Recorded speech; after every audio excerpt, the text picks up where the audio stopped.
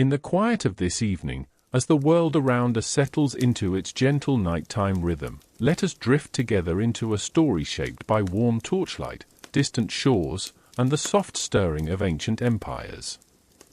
Tonight's story carries us far back across the centuries, to an age when marble cities rose beneath the Mediterranean sun and the fates of nations could turn on a whispered promise or a single wavering heartbeat. It is the story of Mark Antony and Cleopatra, of Rome and Caesar, and of a love and loyalty that swayed the course of history. As I share this tale with you, I invite you to rest a little deeper, to let the hush of night guide you into a place where time slows and the past grows near.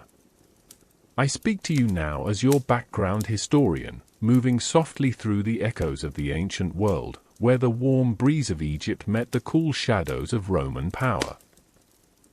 This is a story with grand battles and far-reaching politics, yet beneath its weight lies something tender and human. Two people, shaped by their worlds, learning how love and ambition could entwine like vines beneath a starlit sky. We begin with Mark Antony, a man forged in the pressure and fire of Rome's political storms. He grew up among soldiers and statesmen, his path illuminated by the towering presence of Julius Caesar. And we will drift gently through Cleopatra's world as well, where the Nile glimmered under the moon and the palace walls carried the soft scent of lotus and incense. She was a queen of extraordinary wit and presence, a woman who could command a room with a glance and steer a kingdom with quiet grace. Tonight, our pace will be slow, unhurried.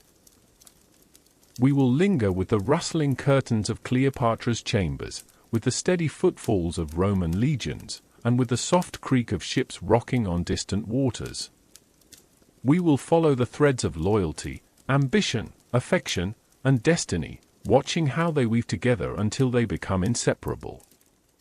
And as we move through each part of this story, I will guide you calmly, as if walking beside you through the gentle dusk of the ancient world. Settle in now, breathe a little more softly, and let the lantern light of memory draw you inward. For tonight, we trace the winding paths that brought Mark Antony and Cleopatra together, and how their lives shaped the twilight of the Roman Republic. Part 1. Early echoes of Rome and the shadow of Caesar. In the stillness of this quiet night, allow me to guide you gently into the earliest threads of our story, where the young Mark Antony first stepped into the wide and restless world of Rome. As I speak, imagine the soft glow of lantern light settling over ancient cobblestones, the air carrying the faint scent of olive wood smoke drifting from distant hearths.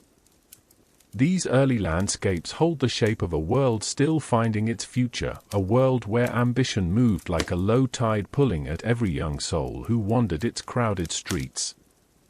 And it is here, in this soft haze of memory, that Mark Antony's path begins to take form. I picture him as a young man walking through the Forum at dusk, each footfall echoing just faintly in the gathering twilight. Rome at this time was not the empire it would soon become. It was a republic in turmoil, shifting and trembling beneath the surface, its political heart beating with both hope and unease. The marble columns towered above him, cool and unmoving, while beneath their steady presence senators debated, soldiers bargained, and citizens listened for signs of change. And in the midst of all this stood Antony, feeling the currents of his city tug at him from every direction. His early years were defined by movement. His family belonged to an old Roman line, but they carried little stability and even less fortune. This instability shaped him, nudging him toward the life of a soldier, a life that allowed him to find strength where scattered roots had left uncertainty. He left behind the noise of the Forum and joined Rome's legions, trading the chaos of political rumor for the steady rhythm of marching feet and whispered orders under early morning skies. In the loyal company of soldiers, Antony began to discover the qualities that would later define him: boldness, charisma, and a fierce sense of loyalty to those he admired. And it was on this path that he first entered the orbit of Julius Caesar, a man whose presence felt as inevitable as the turning of the seasons. Caesar had a way of seeing potential in people, and he saw in Antony a flame waiting to be shaped.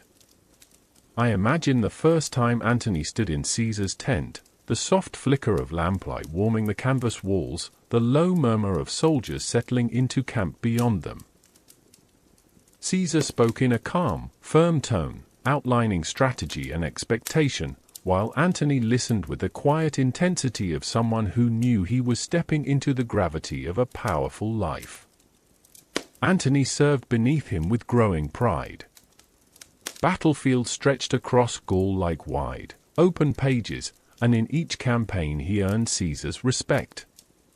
By night, the firelight played across rows of shielded soldiers, illuminating the soft, drifting smoke that curled upward into the vast sky. By day, Antony rode across rugged landscapes as Caesar's trusted lieutenant, learning not just the tactics of war but the deeper art of leadership. Through it all, he carried himself with a restless energy, as though always listening for some distant calling that had not yet revealed its direction. The bond between the two men deepened. Antony admired Caesar's intelligence and decisiveness, and Caesar valued Antony's unwavering loyalty. But beneath their partnership, the winds of Rome were shifting again. Political rivals watched Caesar's successes with narrowing eyes, sensing that the balance of power was beginning to tilt. The Senate grew unsettled. Whispers of jealousy spread like fine dust through the city's corridors, settling into every dark corner.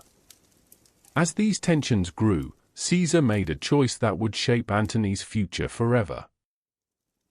He appointed him as his second-in-command, entrusting him with not only the responsibilities of a soldier but the burdens of political presence as well. Antony returned to Rome carrying Caesar's authority, and with that authority came the quiet yet unmistakable weight of expectation. In those days, Rome's streets were alive with a restlessness that stirred even at night. Torches crackled in iron sconces, casting shifting shadows along the walls of patrician homes. Antony walked through these familiar streets with a new awareness. Every conversation he overheard, every gesture exchanged among senators, every poster pinned to the city's walls seemed to speak of the same thing: change was coming, and Caesar stood at its center. Then came the moment that sent tremors through the heart of Rome. Caesar crossed the Rubicon. Antony felt the decision like a deep, steady pulse. It was a step that no Roman general was ever meant to take, a step that signaled not merely defiance but transformation. And Antony, ever loyal, stood firmly beside him. Together, they marched toward Rome with the quiet determination of men who understood that the world they knew was about to reshape itself. The civil war that followed was filled not only with the clash of steel and the rumble of distant thunder but also with long, reflective nights spent in camp, where Antony would sit by the fire and listen to the soft rustle of leaves stirred by the breeze. Caesar would join him sometimes, discussing the future with a calm, measured voice. Antony listened, absorbing each word as though memorizing a map of the years that lay ahead. Their victories came swiftly, yet the quiet moments linger in my mind far more than the battles. Antony riding through a landscape washed in early dawn light, the air still cool, Caesar studying a chart by lantern glow, his features softened by the golden flicker, soldiers murmuring softly in the dimness of evening as the world around them held its breath. Antony had risen from uncertain beginnings into a position of immense influence, carried forward by ambition, loyalty, and the unspoken pull of destiny. But even as he stood at Caesar's side, shaping Rome's fragile future, another story was waiting for him further east. A story filled with warm desert winds and the soft shimmer of the Nile beneath the moon. And as we move softly toward that next chapter, let us pause here in the quiet, holding this moment between Caesar's rise and the future that was beginning to unfold. Understood. Part 2 will now be exactly 1,000 words, soft, calm, atmospheric, and ending with a gentle lead into Part 3. Part 2. The Dawn of Alliance and the First Whisper of Cleopatra.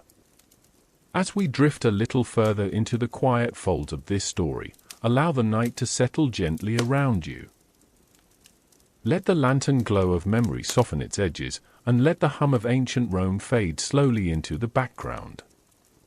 Part 2 carries us into a world suspended between triumph and unease, a moment when Mark Antony stood at the height of influence beside Julius Caesar, yet with the faintest hint of another destiny beginning to shimmer far across the horizon. In the soft stillness of this chapter, picture Rome not in its noise and frenzy but in the early hours before sunrise. The distant hills lie in pale blue shadow, and a cool mist curls up from the Tiber River. The Forum rests in silence, its marble columns washed in the faintest touch of grey light. This is the world Antony inherited after Caesar's sweeping victories.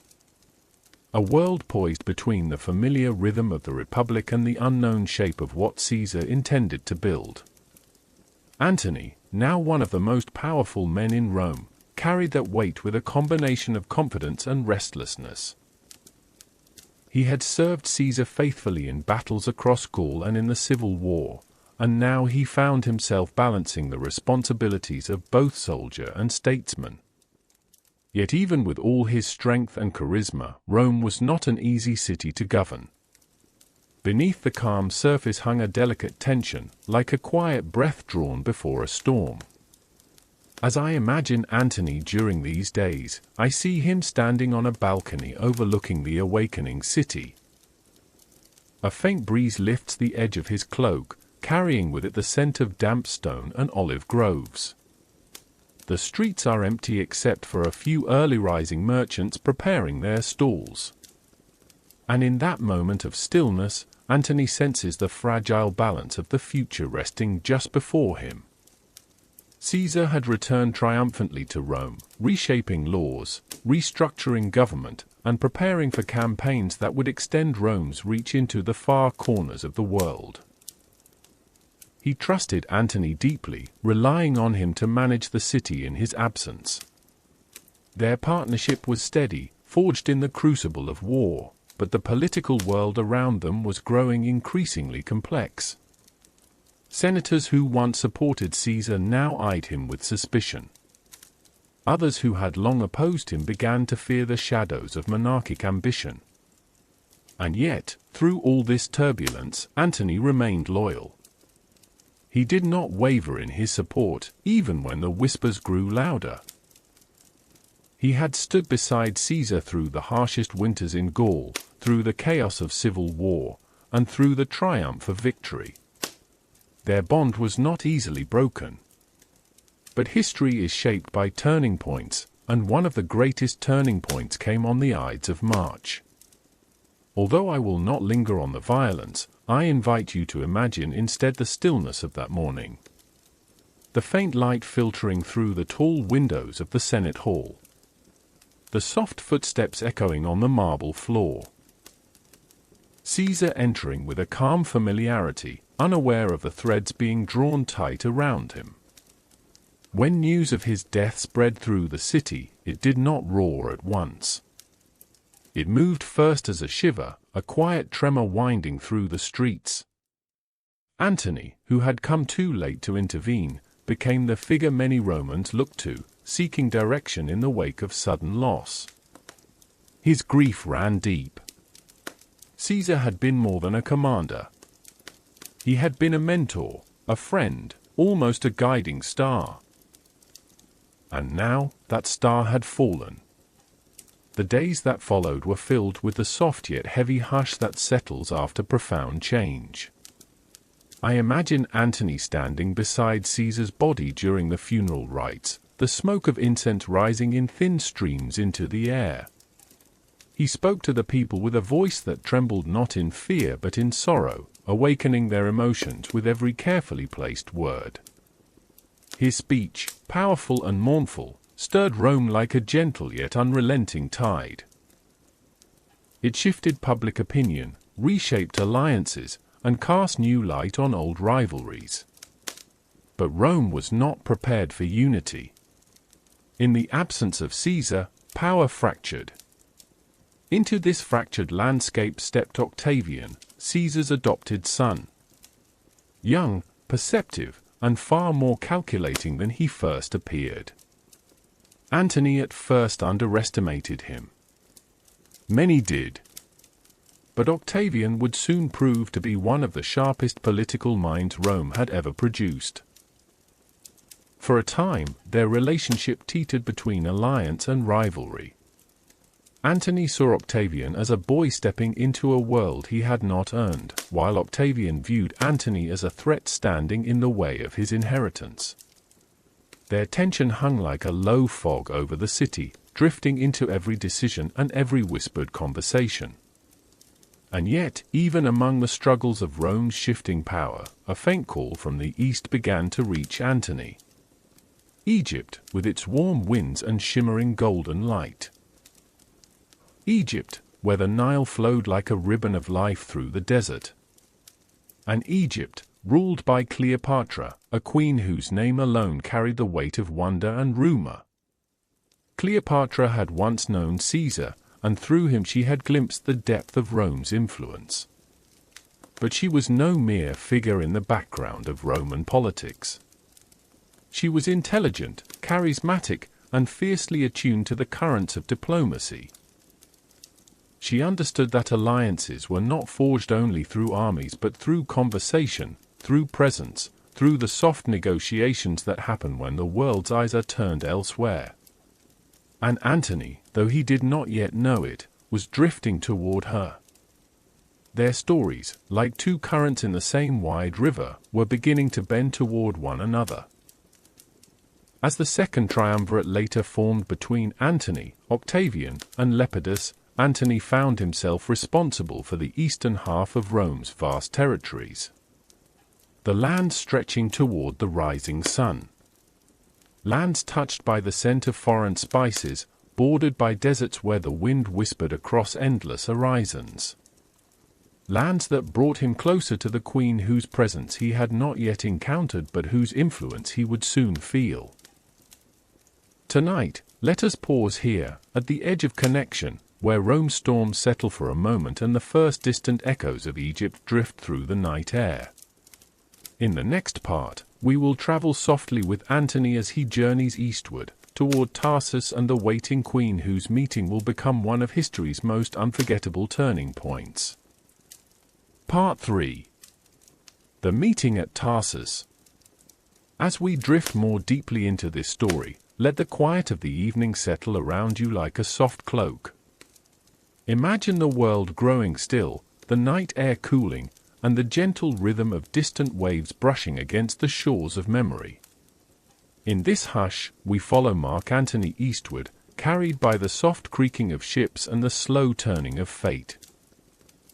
It is here, at the edges of Rome's influence and the beginning of Egypt's warmth, that the paths of Antony and Cleopatra finally begin to converge. After the formation of the Second Triumvirate, Antony assumed command of the eastern provinces, a region filled with rugged landscapes, ancient kingdoms, and subtle political tensions. He traveled with the authority of Rome yet felt the stirrings of another world beneath his footsteps. The air itself seemed different. Less heavy with Roman stone and more perfumed with warm winds drifting across endless deserts. These journeys brought him toward the city of Tarsus, where Cleopatra awaited him.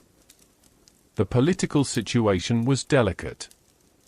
Cleopatra had been accused of supporting Caesar's enemies during the civil war, and Antony required clarity.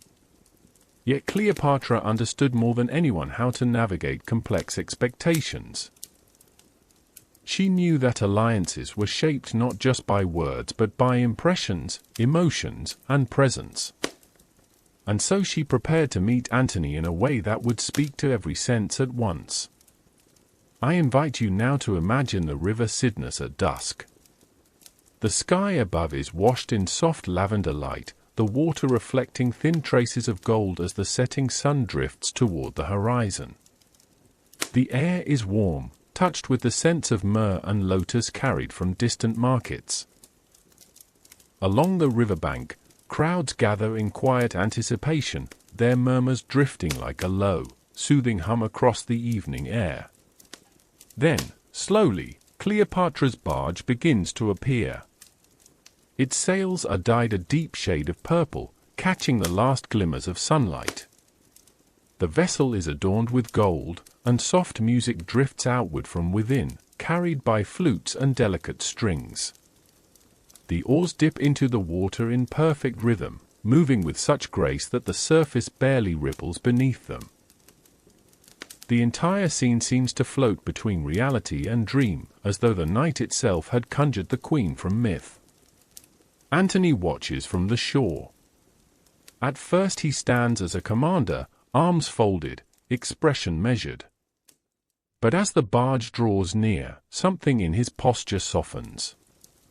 The fragrance that Cleopatra had ordered to be burned aboard her vessel moves across the river like a gentle cloud, warm and inviting.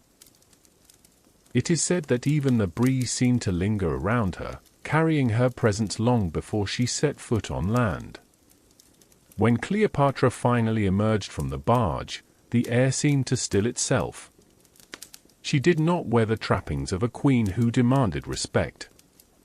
Instead, she carried the quiet confidence of someone who already possessed it. Draped in garments of shimmering gold thread, she stepped onto the riverbank with a grace that felt almost suspended in time. Her voice, when she welcomed Antony, was soft yet resonant, like warm water flowing gently over smooth stone. Antony was captivated. Not by glamour alone, but by the calm intelligence in her eyes, the way she spoke with ease, and the way she commanded attention without raising her voice. Cleopatra had a gift for understanding people, for sensing their desires, fears, and ambitions. With Antony, she sensed immediately the mixture of strength and vulnerability, the boldness tempered by loyalty, the ambition shaped by an unspoken longing to belong to something greater than political struggle. They spoke for hours that night. The lanterns flickered around them, casting soft golden light across polished stone and moving gently with the river breeze. Cleopatra shared her vision for Egypt's future, her desire to preserve her kingdom and protect it from the shifting tides of Roman politics. Antony listened, drawn in not only by her words but by the quiet certainty with which she delivered them. She was a queen who knew the weight of her crown, and yet she carried it with a steady elegance. As the evening deepened, Antony felt something new stirring within him. The fractured politics of Rome, the rivalries with Octavian, the lingering shadows of Caesar's death, all seemed to fade at the edges.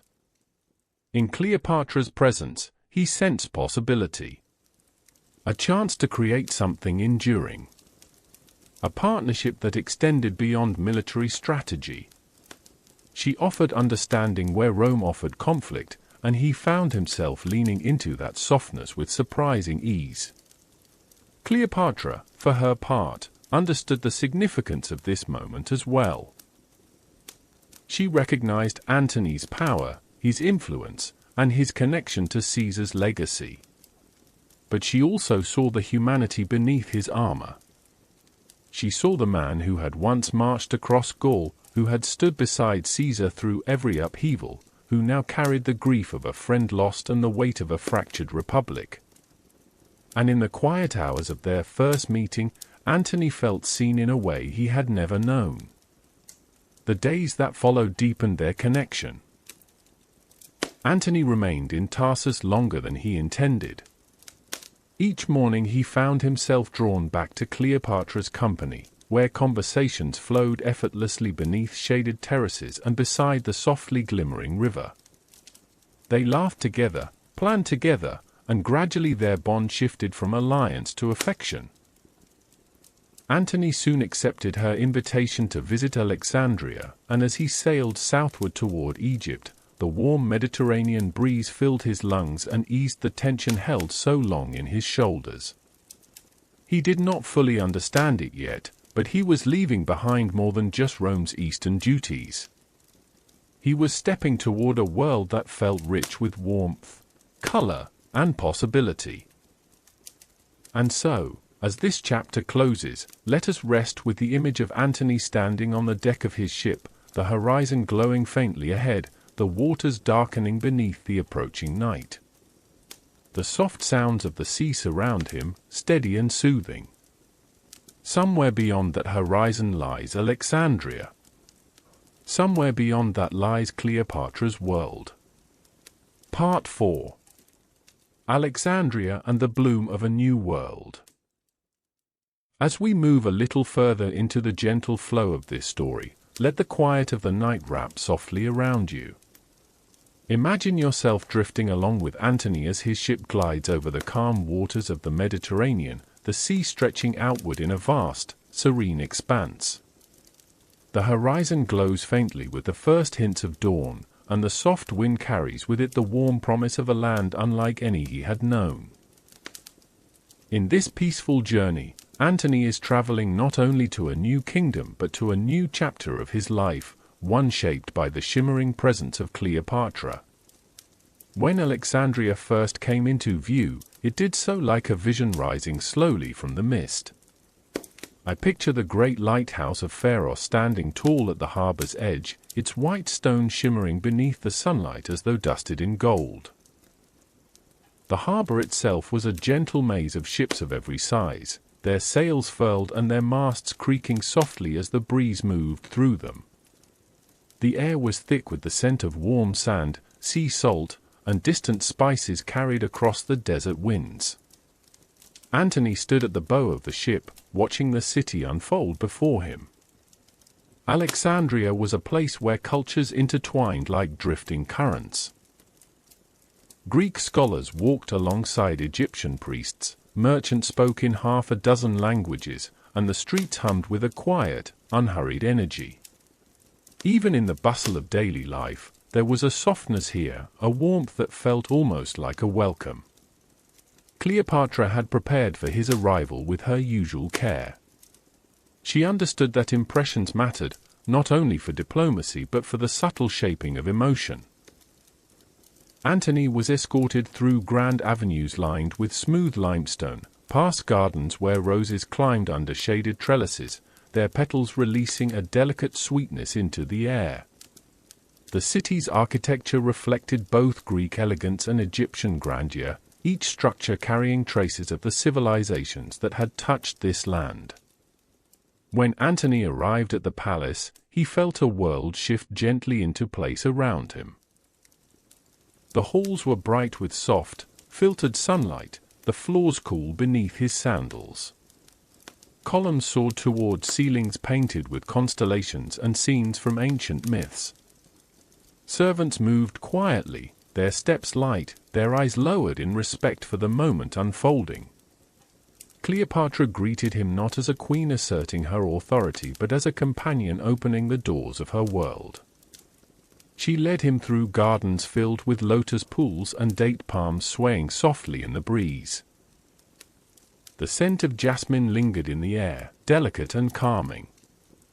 As they walked, their conversation flowed with a quiet ease, as though they had known each other far longer than a few short days. Antony found himself captivated by more than the beauty of Alexandria. He was drawn to Cleopatra's mind, her humor, her intuition, and the way she carried her responsibilities with both strength and tenderness. She spoke of Egypt not simply as a land to be ruled but as a living thing, full of history, spirit, and resilience. Her knowledge of languages, politics, and science impressed him. She seemed to understand the world with a depth that few Roman statesmen ever achieved. In turn, Cleopatra saw in Antony a man shaped by loyalty and courage but also by longing. The weight of Rome's conflicts had worn at him, leaving him with a desire for something steadier, something gentler. In her presence, the constant noise of politics softened. his mind, long accustomed to tension and strategy, found room to rest. Their days in Alexandria unfolded like the slow turning of a warm season. They dined beneath lanterns that cast soft golden light across polished marble. They walked through the library's shadowed halls, where countless scrolls whispered the collected knowledge of civilizations. They rowed along the Nile in a small gilded barge, the river moving beneath them with a steady, calming rhythm. Water birds rose from the reeds in quiet flocks, their wings brushing the air with a soft rustling sound. At night, the palace glowed with candlelight. Musicians played gentle melodies from balconies overlooking the gardens.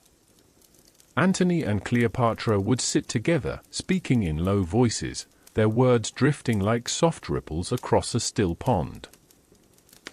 These moments, quiet and unhurried, allowed their connection to take root. What began as political alliance grew slowly into intimacy, shaped not by haste but by the warmth of shared time.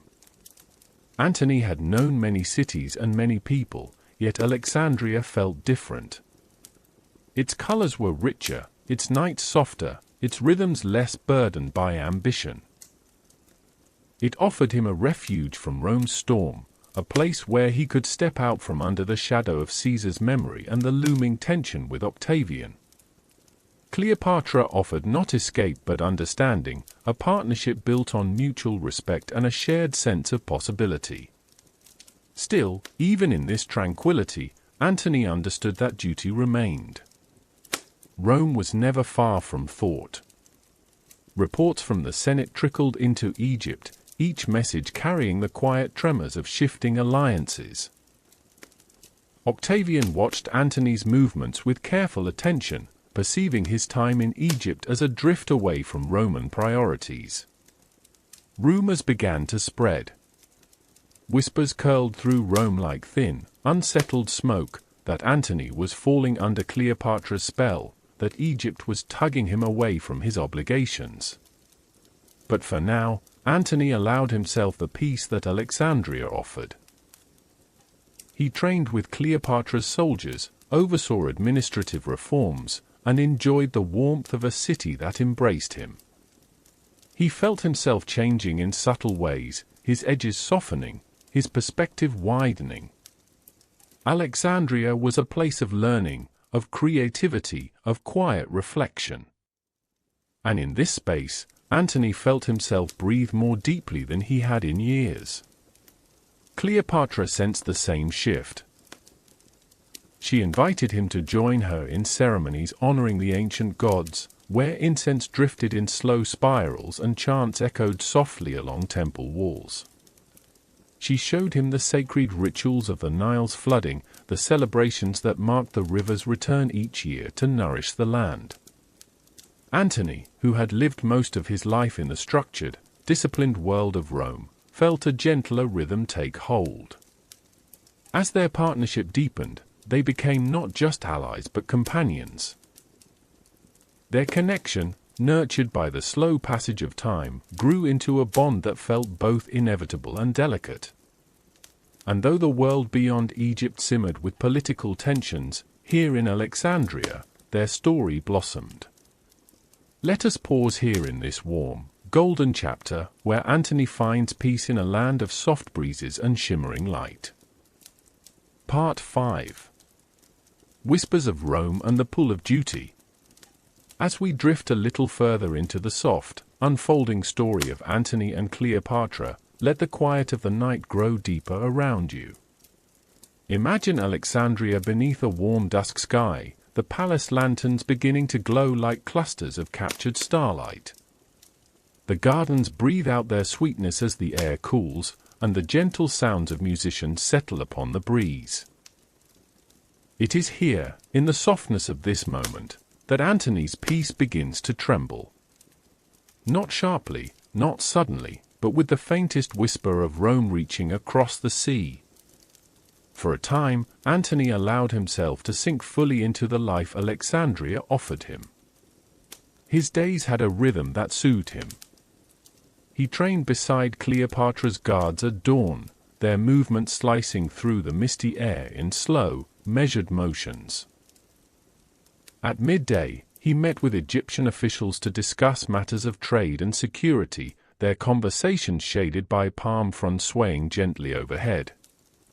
And at night he sat beside Cleopatra, their words drifting quietly as the soft glow of oil lamps flickered across polished stone.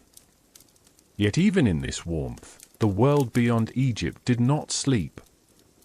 Rome continued to stir, shifting like a restless shadow just beyond Antony's reach.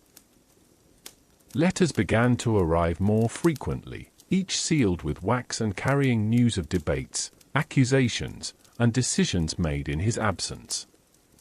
At first he opened them with a calm patience, reading each line by the gentle light of his bedside lamp. But over time, the tone of these messages grew more urgent, each line edged with the subtle pressure of expectation. Octavian, whom Antony had once underestimated, was growing stronger. With each passing month his influence tightened around Rome, threading itself through the Senate, the legions, and the public's trust. While Antony lived beneath Alexandria's soft sun, Octavian walked through the marble halls of power with the quiet assurance of someone who understood how to shape the future to his advantage. Whispers drifted through Rome like a cool fog. Senators murmured that Antony had abandoned his duties. Propagandists hinted that he had given himself wholly to Cleopatra, allowing Egypt's queen to cloud his judgment. These rumors, though exaggerated, carried their own kind of weight, and Octavian knew how to use that weight with delicate precision. Antony's advisors in the east felt the shift. One evening, as Antony sat upon a shaded terrace overlooking the harbor, his trusted associate Delius approached him. The lantern beside them cast a warm golden flicker across their faces as Delius delivered the latest reports. Tensions in Italy were rising. Octavian was consolidating power. Rome was beginning to question Antony's choices. Delius spoke softly, respectfully, but the message beneath his words was unmistakable. Rome was calling him home. Antony listened, his expression calm yet clouded by the smallest trace of unease. The gentle hum of Alexandria seemed to dim around him as he absorbed the news. For the first time in many months, the weight of responsibility pressed more heavily upon his shoulders. He understood that Rome, for all its turmoil, could not be ignored. It was the center of the world he had helped shape, a world he still belonged to. Cleopatra sensed this shift as well. Though she did not intrude upon his thoughts, she felt the subtle change in his presence. She watched him from across the palace garden one evening, his silhouette framed by the soft glow of lantern light. His posture was steady, yet the quiet ease he carried in Alexandria had thinned. Something distant tugged at him. When they spoke, Cleopatra did so with gentle honesty. She reminded him that Egypt was not a refuge to hide within but an ally to strengthen him. She told him that his journey did not need to be one of departure but one of return.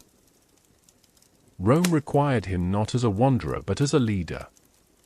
Her words did not pull him closer nor push him away. They simply offered clarity, spoken with the warmth and confidence that defined her. Antony, hearing her, felt something settle within him. He knew he could not resist the pull of duty forever. He had responsibilities not only to Rome but to the future it carried. And though leaving Egypt weighed on him like a slow, steady ache, he understood that his path required him to face Octavian directly, not from across the sea but from within Rome's heart. Preparations began quietly. Ships were readied at the harbor. Soldiers were summoned from their postings. Advisors gathered scrolls, maps, and reports. Cleopatra offered her full support, ensuring Antony's forces were provisioned with care. She did not fight the tide that drew him away. Instead, she stood beside him, steady and unwavering, a partner rather than a captor of his loyalty. On the morning of his departure, Alexandria lay under a soft golden haze. The Nile shimmered faintly beneath the early sun, and the distant sounds of the city stirred gently awake. Antony walked slowly toward the harbor, the warm breeze brushing against his cloak. Cleopatra walked with him, their steps unhurried, their silence meaningful. They paused at the water's edge, where Antony's ships waited, their sails rolled and ready. Cleopatra placed her hand lightly on his arm, offering neither plea nor protest. Only presence. Only support. She told him to return strengthened, not diminished. To remember that alliances were built not through constant proximity but through trust. Her voice was low, steady, almost lyrical, as though woven from the breath of the river itself. Antony stepped aboard the ship. The wood creaked softly beneath his feet. He turned once more to Cleopatra, who stood upon the dock, her figure framed by the rising sun. She did not wave. She simply held his gaze with quiet resolve, trusting that their story would not fray with distance. As the ship drifted slowly into the harbor's open water, Antony remained at the helm, watching Alexandria shrink softly against the horizon. The wind filled the sails with a gentle sigh, carrying him back toward the heart of Rome. The sea around him was calm, the sky pale and endless. And somewhere in the quiet space between past and future, he felt both the weight of duty and the lingering warmth of Cleopatra's presence. Let us pause here with Antony at sea, carried forward by currents he cannot ignore. Part 6. Rome's uneasy welcome and the rising storm. As we drift gently into this next chapter, imagine Antony's ship approaching the familiar shores of Italy. The morning light rests quietly upon the coastline, soft and silver, touching the waves with its cool shimmer. The distant outline of Roman villas appears through a faint mist, their rooftops emerging slowly like memories resurfacing from deep within the mind. After months spent in the warm serenity of Egypt, Antony now returns to a world that holds both his past and his obligations, a world humming softly with tension beneath its polished marble surface. The harbor he enters is not the same one he left. Soldiers stand alert along the docks, their armor gleaming faintly in the early sun. Officials move purposefully among them, bearing scrolls sealed with the crisp markings of urgent political business. The air feels heavier here, touched not by desert spices or warm breezes but by the weight of expectation. Rome has been busy in his absence. Its currents have shifted, and Antony, stepping onto the solid ground, feels those shifts immediately. As he moves through the streets, he notices how carefully people watch him. Some recognize him and bow respectfully. Others regard him with quiet uncertainty. Rome remembers, and Rome whispers. The rumors Octavian had helped spread, subtle yet persistent, have shaped the city's mood. Stories of Antony's time in Egypt, stories wrapped in exaggeration, now drift through the corridors of power like fine grains of dust that settle where they are least welcome. But Antony does not let it show. He carries himself with calm assurance, though inside he feels the faint pressure of distance grown between himself and the city he once commanded with ease. He makes his way toward the residence where Octavian now conducts much of his political work. The streets around it are bustling, filled with citizens moving briskly, their footsteps echoing softly beneath the stone arches overhead. When he first stands in Octavian's presence once more, I imagine the room around them as quiet and still. Lamps burn low along the walls, their flames swaying gently in the draught. Octavian, now older than when Antony last saw him, carries himself with measured calm. His youth remains, yet his confidence has deepened into something firmer, more deliberate. He greets Antony politely, but the softness of true warmth is missing. Their alliance once felt like a practical necessity. Now it feels like a temporary truce stretched thin across widening distance. Their conversation begins with formalities. Reports of military movements. Updates on the political reforms underway. Statistics of grain shipments and finances. Yet beneath each neutral exchange lies an undercurrent of friction. Octavian notes Antony's absence almost casually, but with a pointed awareness. Antony responds with steady tone, explaining his work in the East, emphasizing the stability he achieved and the alliances he strengthened. Neither man raises his voice. Neither man speaks sharply. But the air between them holds a tension that neither can fully conceal. Still, the triumvirate requires unity. Their agreement must continue for the sake of Rome's order. And so they speak of shared goals, of enemies who still threaten their control, of the legislative reforms that require all three triumvirs to present a united front. Lepidus, though increasingly sidelined, still plays a role, and his position must be managed smoothly. Antony listens, his mind sharpening as he reacquaints himself with Rome's shifting landscape. Once outside the meeting, Antony walks slowly through the forum. The sky above has grown bright, its blue deepening as the day warms. Citizens move around him, voices rising in soft waves as they barter, debate, or simply carry out the tasks of daily life. Antony finds comfort in the familiarity of these surroundings. He once strode here with Caesar, discussing the future as they observed the city that depended upon them. Those memories return to him now with a faint ache, reminding him of a world that once felt simpler. But Antony is no longer the man who walked at Caesar's side. He has changed. Egypt has changed him. Cleopatra has changed him. And he feels the truth of that with every breath he takes. His thoughts drift to her often, even as he re-engages in Roman politics. He remembers the warmth of Alexandria's nights, the quiet wisdom in Cleopatra's voice, the gentle way she carried the burdens of her kingdom. Rome, by contrast, feels sharper, quicker, full of angles that scrape at one's patience. As weeks pass, Antony meets with senators, commanders, and officials. Some greet him eagerly, relieved to have him back. Others speak carefully, watching him with an uncertainty shaped by rumors. Antony responds with patience, though at times he feels a quiet weariness tugging at him. He understands the game of Roman politics well. He has played it for years. But now he does so with a subtle distance, as though observing the world from one step removed. Meanwhile, Octavian grows more skillful in shaping narratives.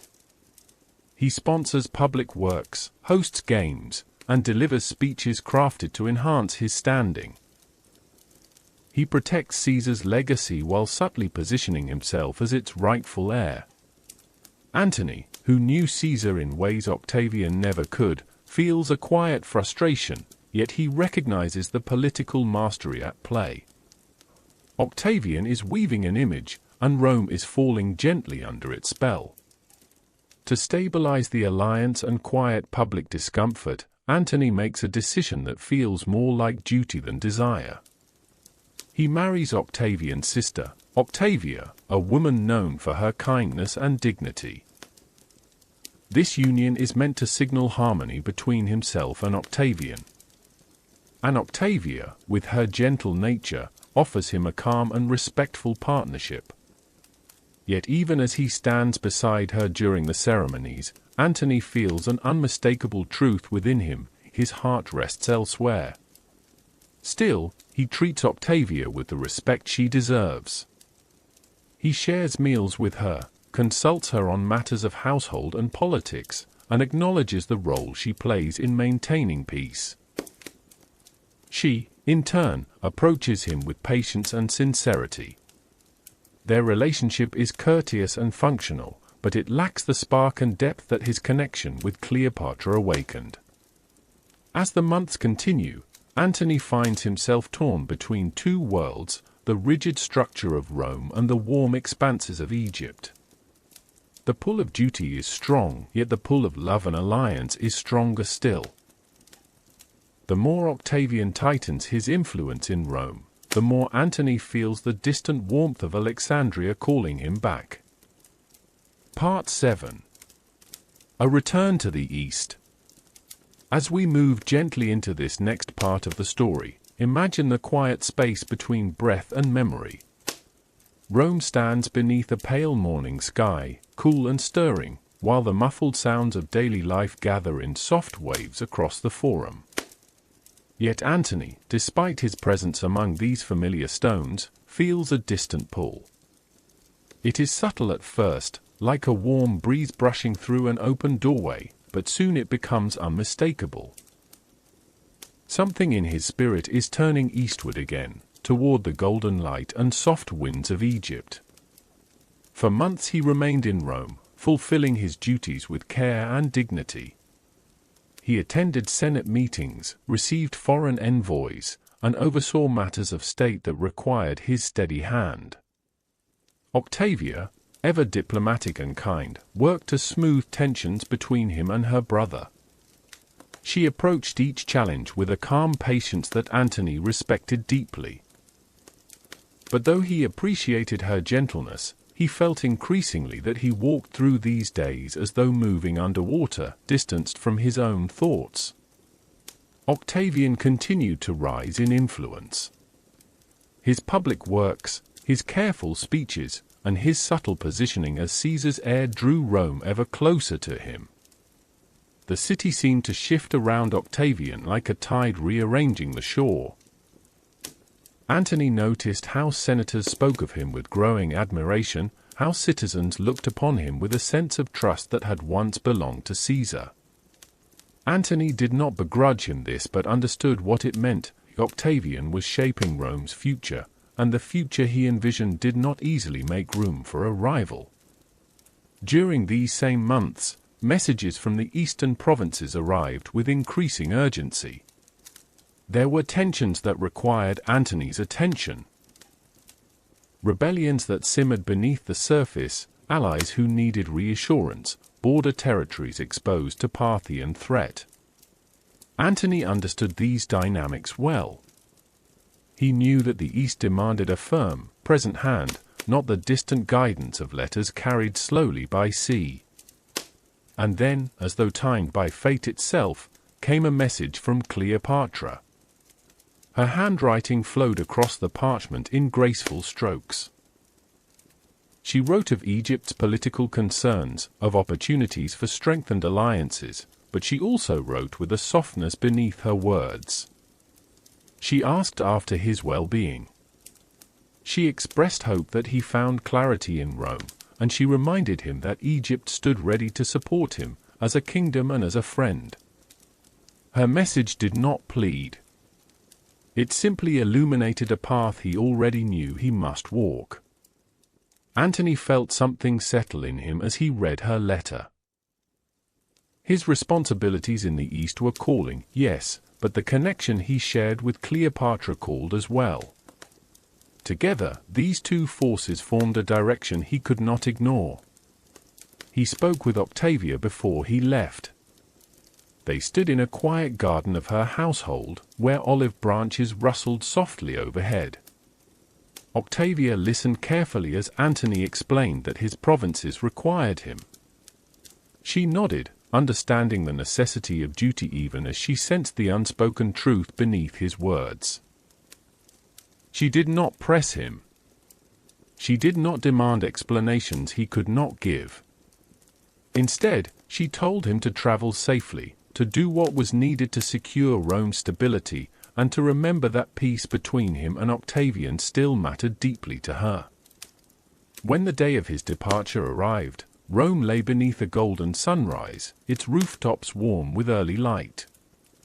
Antony walked through the harbor with the slow confidence of a man returning to familiar ground.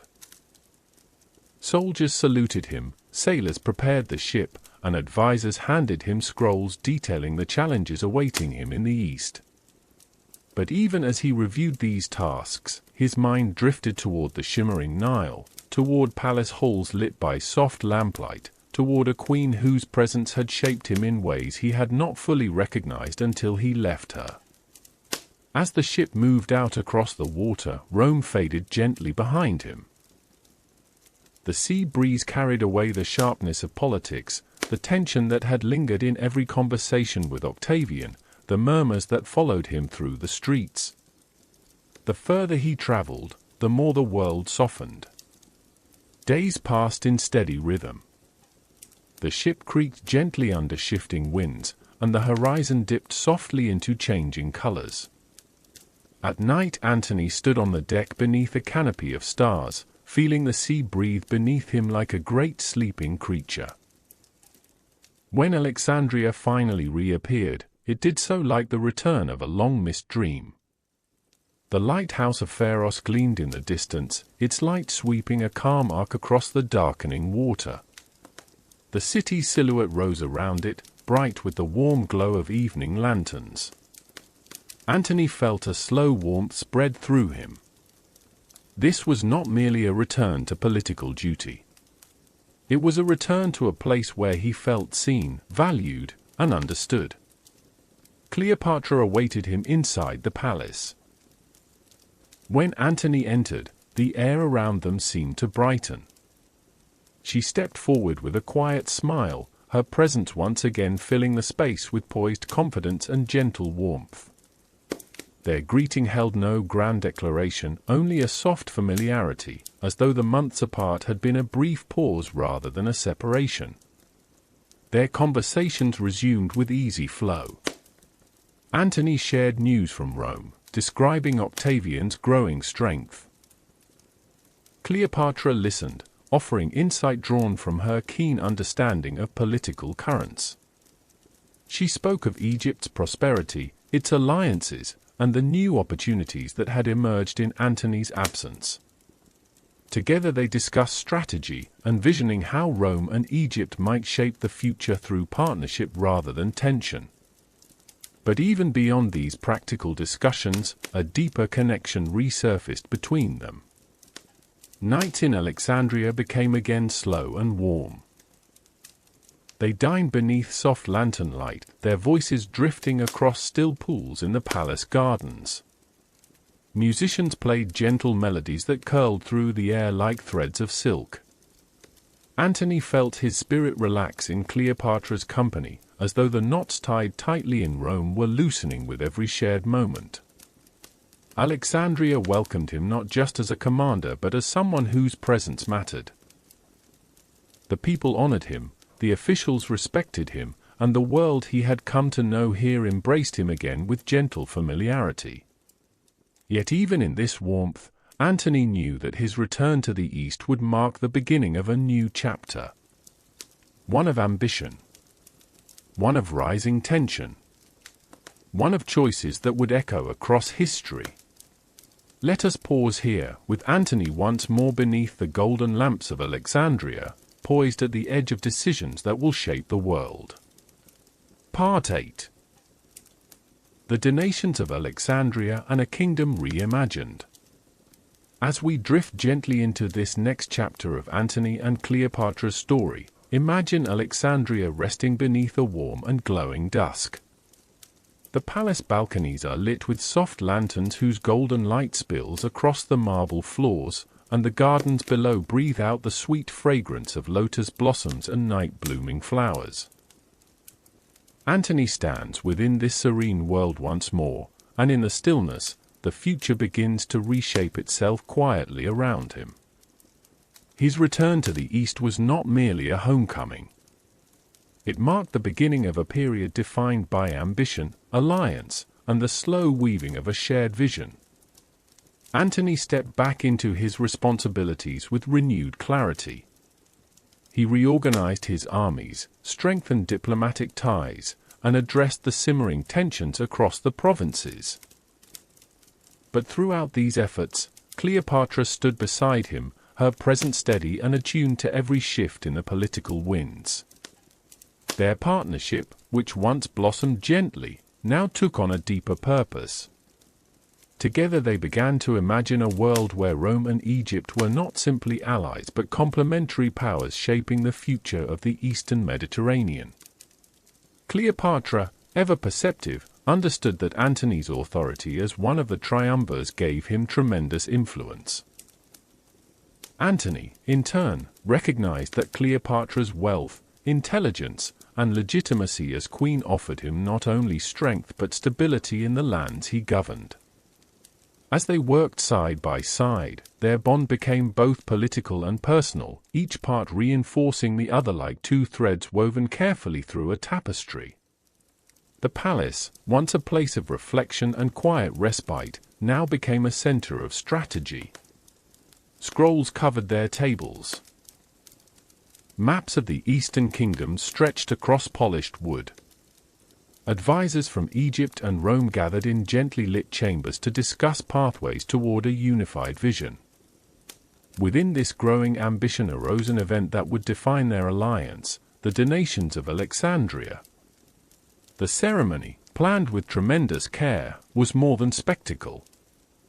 It was a declaration of Antony and Cleopatra's shared aspirations, a reimagining of the Eastern world through the lens of their partnership. Cleopatra recognized that her legacy depended on securing Egypt's future, and Antony recognized that his position in the East could be strengthened by supporting her lineage. Together, they designed a symbolic act that would shape both perception and power. Imagine the city of Alexandria preparing for this moment. Streets draped in bright fabrics. Musicians playing softly as crowds gathered beneath banners fluttering in the warm breeze. The palace courtyard transformed into a grand stage, bathed in gentle sunlight. A platform, adorned with gold and shimmering cloth, rose in the center, where Antony and Cleopatra would stand before the people. As the ceremony began, the air hummed with anticipation. Citizens from every corner of the city watched as Antony, dressed in ceremonial armor softened by flowing robes, stood alongside Cleopatra, whose attire glimmered like the surface of the Nile beneath moonlight. Together, they presented Cleopatra's children before the assembled people, Alexander Aelios, Cleopatra Selene, and the young Ptolemy. Antony announced that Cleopatra's children would be granted territories across the Eastern Mediterranean. To Alexander Aelios, they gave land stretching toward Armenia and Media. To Cleopatra Selene, they promised parts of Cyrenaica. To Ptolemy Philadelphus, Egypt itself would one day offer its inheritance. These declarations were not mere gestures. They were statements of legitimacy, statements of sovereignty, statements that echoed through the world like a distant yet steady drumbeat. The donation signaled that Antony and Cleopatra saw themselves not merely as partners in romance, but as architects of a new Eastern order. An order that existed, for the moment, alongside Rome but distinct from it. Cleopatra appeared before her people crowned as the Queen of Kings, her children recognized as rulers of lands they would one day inherit. Antony's support made these claims believable, if not immediately realizable, and Alexandria rejoiced in the brilliance of the ceremony. Yet even as the crowd celebrated, the ceremony cast a long and unsettling shadow across Rome. Word of the donation spread through the Republic with surprising speed. Senators whispered that Antony had surrendered Roman territories to foreign heirs. Others claimed that he was elevating Cleopatra above Roman principles, that he was reshaping the world with Egypt at its center. Octavian, whose political instincts were razor-sharp, understood the opportunity this presented.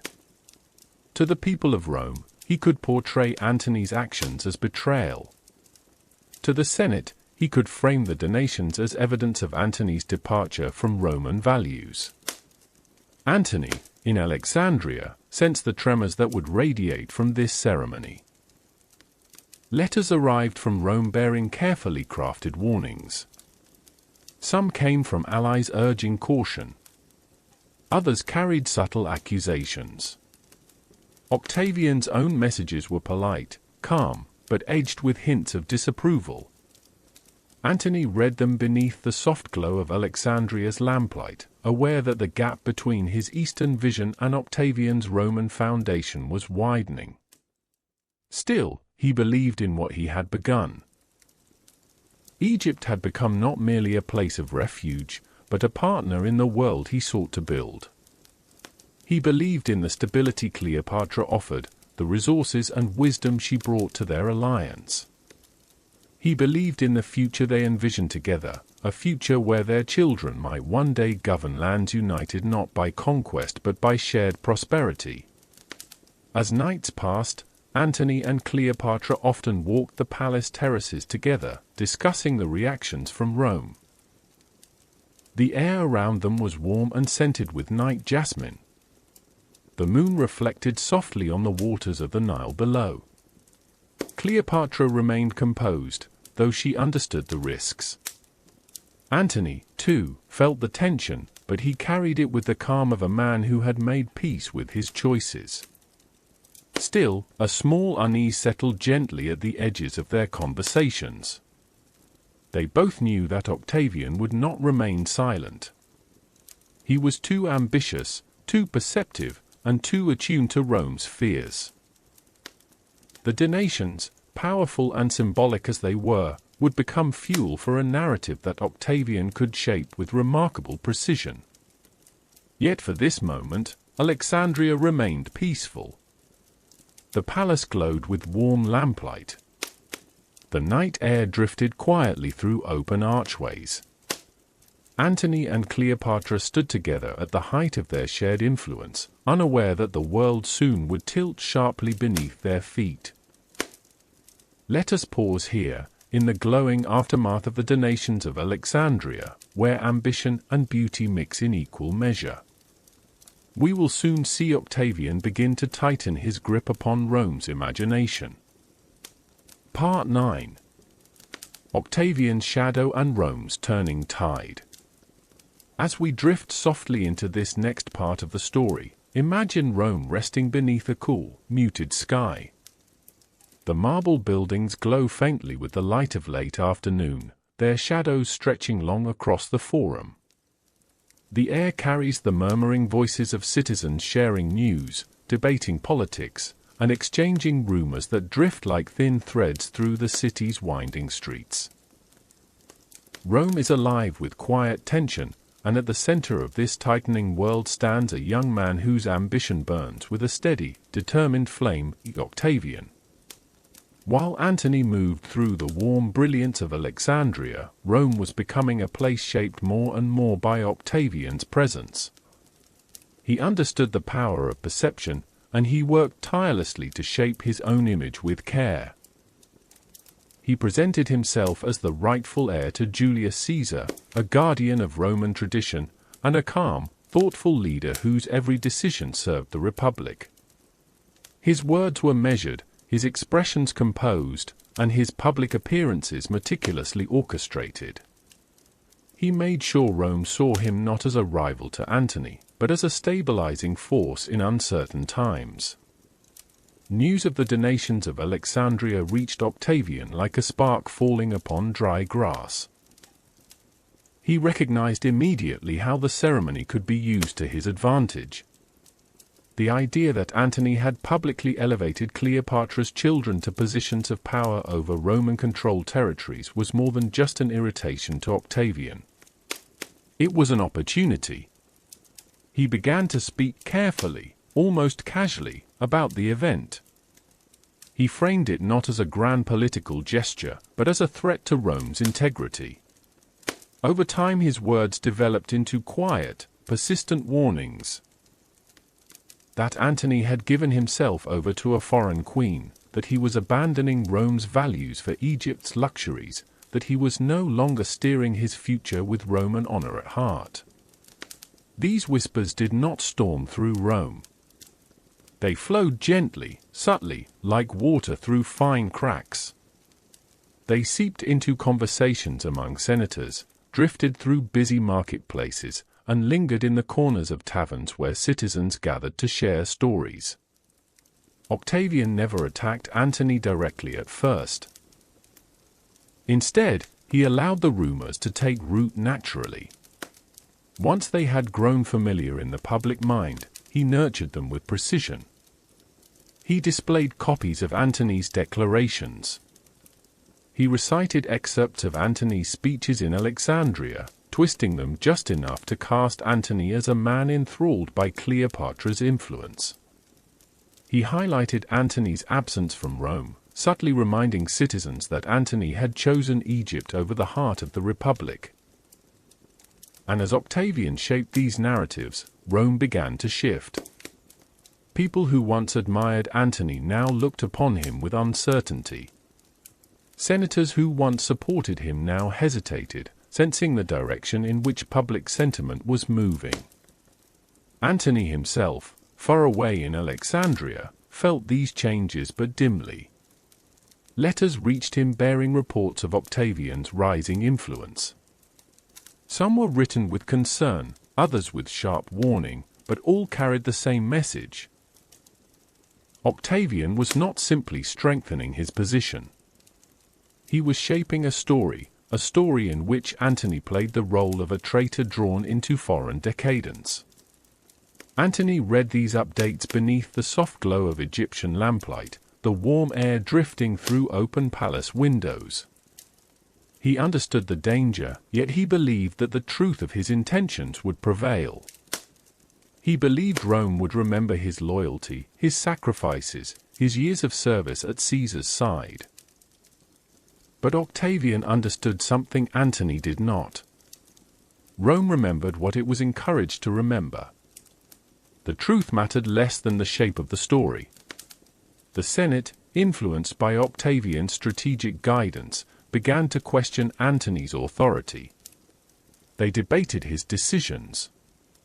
They criticized his absence. They whispered of war. And Octavian, maintaining the calm appearance of a dutiful servant of the Republic, allowed these tensions to grow without ever appearing to provoke them. Amid all this, Octavia found herself in a painful and delicate position. She loved her brother and respected her husband.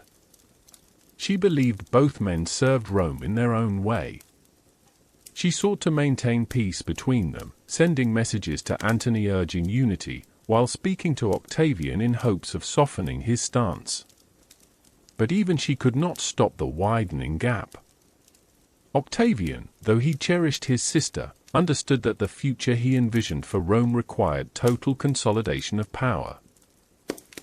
And Antony, though he respected Octavia, was now entangled in a destiny that extended far beyond the boundaries of Rome. As months passed, Octavian's shadow lengthened. He released carefully selected documents to the public. He read aloud portions of Antony's letters, some genuine and some altered for effect. He emphasized Antony's claims to foreign kingship, portraying him as one who had abandoned his Roman identity for Egyptian luxury. The public, hearing these accusations again and again, began to absorb them as truth. The city shifted. Where once Antony's name brought pride, now it stirred unease. Children playing in the streets heard whispered warnings about a Roman general lost to foreign ways. Merchants speaking over their stalls wondered aloud whether Antony still fought for Rome's interests. Senators debated whether Antony's ambitions threatened the Republic more than they served it. Octavian watched these changes with quiet satisfaction. He did not seek open conflict yet. He sought alignment. He wanted Rome to stand firmly beside him when he finally stepped into open confrontation. And the more Rome questioned Antony, the more Octavian appeared to be the responsible leader, the rightful protector of Caesar's legacy. Meanwhile, Antony continued strengthening his position in the east. He fortified borders, negotiated alliances, and prepared for campaigns that would expand his influence. Cleopatra stood beside him through all of it, her intelligence shaping many of his strategic decisions. Together they worked with purpose, unaware still of the exact magnitude of the storm rising across the sea. But the storm was rising. Its winds curled first through whispered gossip, then through Senate debates, then through Octavian's carefully crafted declarations. Rome was turning slowly, steadily, against Antony. And Octavian, patient and watchful, guided that turn like a sailor adjusting his sails to the shifting breeze. We observe Rome beginning to tilt toward a confrontation it can no longer avoid, and Antony unaware of how deeply Octavian has shaped the world awaiting him. Part 10. The Road Toward War. As we move softly into this next chapter, imagine a twilight sky stretching over lands divided by distance but joined by rising tension. In Alexandria, warm breezes drift through palace halls scented with lotus and wine, while far away in Rome the evening air rests cool and heavy over marble streets and murmuring crowds. Between these two worlds, an invisible thread tightens with each passing month, drawing Antony and Octavian ever closer to conflict. In Alexandria, Antony's days were filled with both purpose and calm. He prepared for future campaigns with steady focus, overseeing legions stationed across the eastern provinces, reviewing reports from loyal commanders, and forging alliances with neighboring kingdoms. Cleopatra worked closely with him, offering insight grounded in years of leading a complex and ancient land. Their bond was a tapestry woven from strategy, companionship, and shared vision. Yet beneath the serenity of their days lay a faint, persistent tremor. An awareness that Rome was stirring in ways neither could fully ignore. Messages from Italy continued to arrive, each one colored with growing unease. Some letters came from allies urging caution, others from informants describing how Octavian's influence spread like a long shadow across the Senate. These reports spoke of speeches carefully crafted to stoke fear of Antony's eastern alliances, of public readings that painted him as a man enthralled by Cleopatra's charms, of documents displayed in the forum suggesting that Antony had forsaken Rome itself. Antony read these accounts in the quiet hours of the evening, lamplight flickering gently across the inked words. He set each scroll aside with a calm expression, yet within him the tension grew. He knew Octavian's ambition well enough to understand that these maneuvers were not random. They were deliberate steps, subtle strokes shaping the path toward inevitable confrontation. Cleopatra sensed the shifting winds too. She approached the topic with measured grace, her voice steady as she reminded Antony that their strength lay not only in armies and wealth but in unity. She urged him to maintain clarity and patience, even as Rome became a distant world echoing with accusations and suspicion. Together, they began to prepare for the possibility that Octavian would not allow their partnership to continue unchallenged. Meanwhile, in Rome, the atmosphere thickened with quiet unrest. Senators gathered in dimly lit chambers, discussing Octavian's latest proclamations. Citizens in the streets shared whispers shaped by rumor more than truth. And Octavian himself continued to cultivate the narrative that Antony had become a danger to the Republic. He moved carefully, always appearing reluctant to escalate tensions, always claiming to act solely for Rome's security. Yet each decision, each public statement, nudged the Republic closer to one conclusion, that Antony's presence in Egypt, his alliance with Cleopatra, and his elevation of her children were threats to Rome's stability.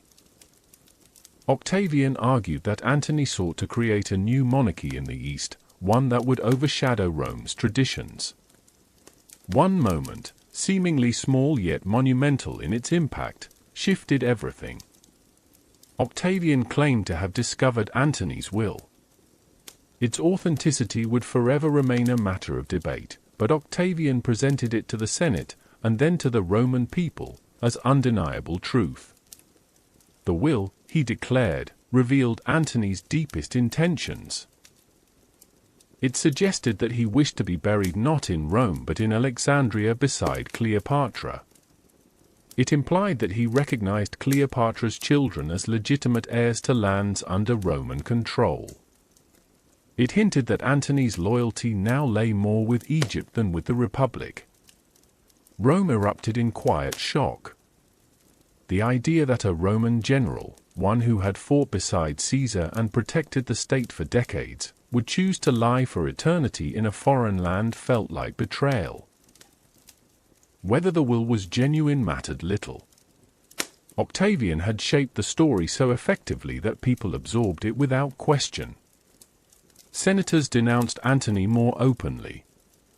Public opinion hardened. And the final threads of trust between the two triumvirs began to unravel. When news of this reached Antony in Alexandria, it arrived like a soft yet chilling wind. He read the accusations, the speeches, the public reactions, and felt the truth settle within him. Octavian had crossed the final threshold. Their conflict could no longer remain a matter of subtle politics. It had become open, unavoidable, and fated. Even so, Antony did not rush toward war. He moved with quiet deliberation. He strengthened his legions, secured supply routes, and prepared his naval forces. Cleopatra contributed ships, soldiers, and resources, understanding that the conflict ahead would shape the future not only of Rome but of Egypt. She stood beside Antony each step of the way, her composure steady even as uncertainty shimmered at the edges of every decision. Together, they reviewed maps in softly lit chambers, their hands moving across parchment marked with coastlines and troop movements. They spoke in calm tones despite the stakes they faced. Outside, the gardens rustled with the gentle sound of wind through palm leaves, and the Nile flowed onward in its timeless rhythm, indifferent to the wars of men. To their allies in the east, Antony sent messages requesting loyalty, reminding them that the strength of their partnership relied on unity. Many responded with confidence, affirming their support. Others hesitated, weighing the rising influence of Octavian against their long-standing ties to Antony. Still, Antony felt certain that he could gather a formidable force, one capable of challenging Octavian's power. Word soon reached him that the Senate, under Octavian's influence, had declared war. Not on Antony directly, but on Cleopatra. It was a masterstroke of political strategy. By framing the conflict as a war against a foreign queen rather than a Roman general, Octavian positioned himself as the defender of Rome against external threat. Antony, by supporting Cleopatra, would inevitably be drawn into the conflict, but as an accomplice, not as the target. It was a subtle way of stripping him of legitimacy while ensuring the Roman people rallied behind Octavian's cause.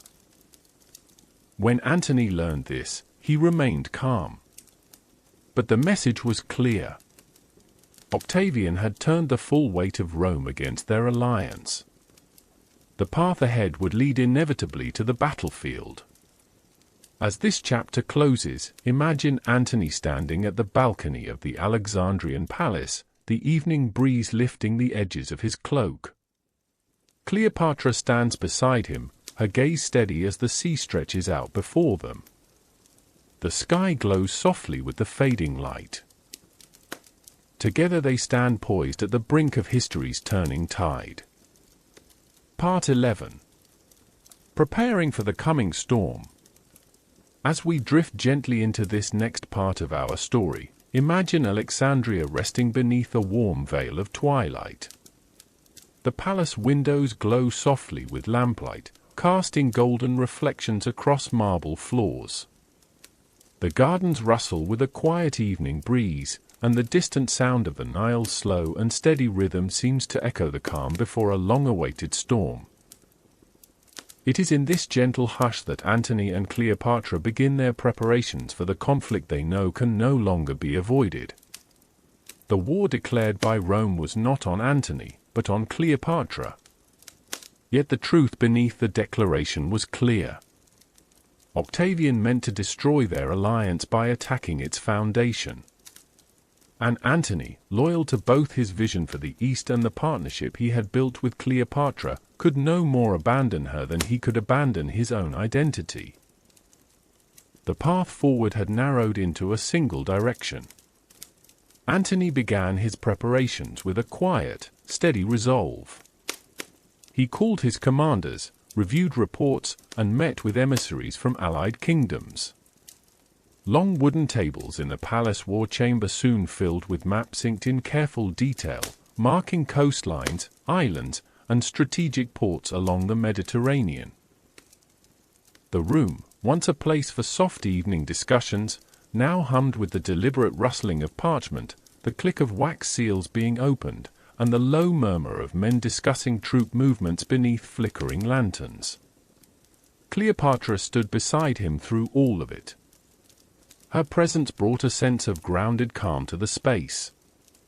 She offered resources, ships, soldiers, and knowledge of the seas and coasts that would shape the conflict ahead. Her captains joined Antony's officers, merging Egyptian and Roman expertise into a unified command. Cleopatra's role was not symbolic. She participated actively, guiding decisions with the confidence of a monarch who understood both the strengths and vulnerabilities of her kingdom. Outside the palace, Alexandria stirred with its own quiet anticipation. Shipwrights worked by torchlight, reinforcing hulls and inspecting oars. Blacksmiths shaped weapons on glowing forges, their rhythmic hammering softened by the thick evening air. Markets remained open late into the night, supplying provisions for the army, their stalls filled with sacks of grain, jars of oil, cured meats, and amphorae of wine. The people sensed that a great change was approaching, yet despite the tension, there was little panic. Cleopatra had ruled wisely, and Antony's presence brought reassurance. Together they formed a symbol of stability, even in the face of war. For Antony, the coming conflict was layered with both personal and political meaning.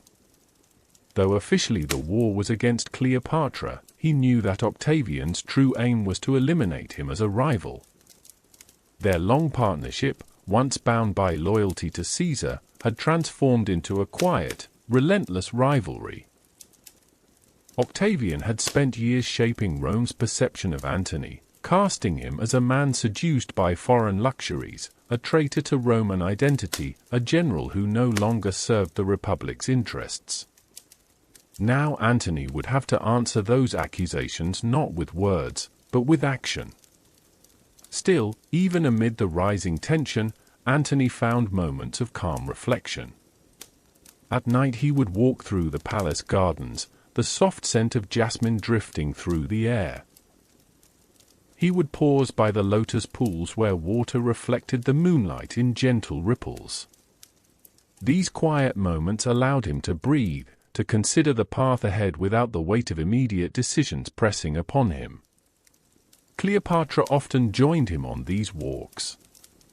Their conversations during these evenings were steady and introspective.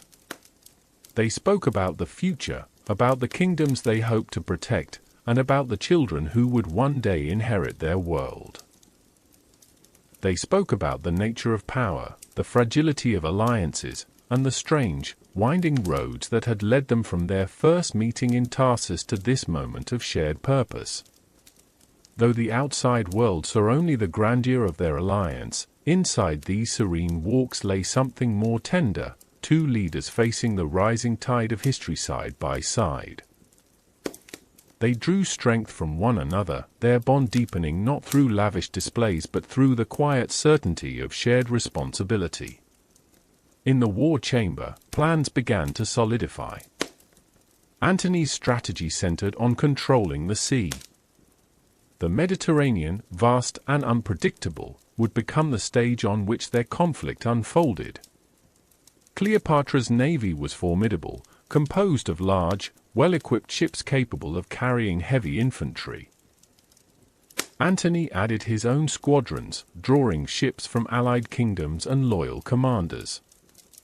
The combined fleet grew impressive in size, a shimmering array of wooden hulls bobbing gently in the harbor. Their sails, when unfurled in the warm wind, seemed like great wings ready to carry them toward the horizon. Antony understood the significance of this display. A strong navy would demonstrate to their supporters that they were prepared, confident, and unified.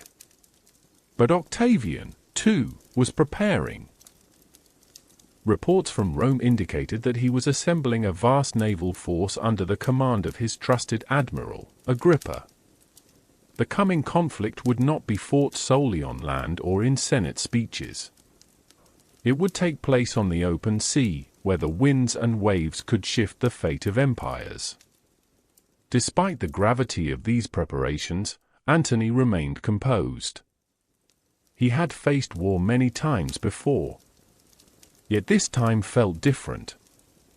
The stakes extended beyond Rome's political ambitions. They touched upon the future of Egypt, the survival of Cleopatra's dynasty, and the very shape of the Mediterranean world. Cleopatra understood this as well. She spent long hours meeting with her advisors, ensuring that Egypt would remain stable during the conflict. Grain stores were secured. Fortifications were inspected. Diplomatic channels remained open in case alliances needed reinforcement. She prepared not only as a partner to Antony but as the sovereign ruler of Egypt, determined to protect her kingdom at all costs. One evening, as preparations neared completion, Antony and Cleopatra stood together on a balcony overlooking the harbor. Below them, rows of ships rocked gently in the water, their lanterns casting soft reflections that shimmered across the calm surface. The sky above was tinged with deep, velvety blue, and stars appeared slowly as though waking from a long rest. They did not speak much during this moment. They simply stood side by side, absorbing the soft hum of the city preparing for war. The world around them felt suspended, balanced delicately between peace and conflict. In the distance, the lighthouse of Pharos shone its steady beam across the sea, guiding sailors through darkness, a gentle reminder that even in turbulent times, light could still cut through uncertainty. Part 12. Winds gathering at Actium. As we drift softly into this next part of our story, imagine the Mediterranean Sea resting beneath a pale morning haze. The water glimmers with a quiet silver sheen, rippling gently beneath the warm breeze. Along distant shores, cities prepare themselves for whatever news the horizon may bring. And upon this vast expanse, two great powers begin their slow approach toward one another, each carried forward by the subtle yet unmistakable winds of an approaching storm. Antony and Cleopatra, after months of careful preparation, now stood at the edge of a moment that would echo across the ages. Their combined fleets filled the harbors of western Greece, their sails folded like resting wings, their oars aligned with perfect precision. Soldiers crowded the decks. Officers moved with calm purpose. And beneath the gentle rhythm of the sea, a deeper, more urgent pulse began to form. The place where they gathered would soon become legendary, Actium. But before that fateful name carried the weight of history, it was simply a quiet bay nestled between rolling hills and open water. A place where fishermen cast nets in the early morning light. A place where gulls circled lazily above calm waves. a place where peace still clung to the air, unaware of the conflict that would soon transform it into one of antiquity's most decisive battlegrounds. Antony arrived with confidence tempered by caution.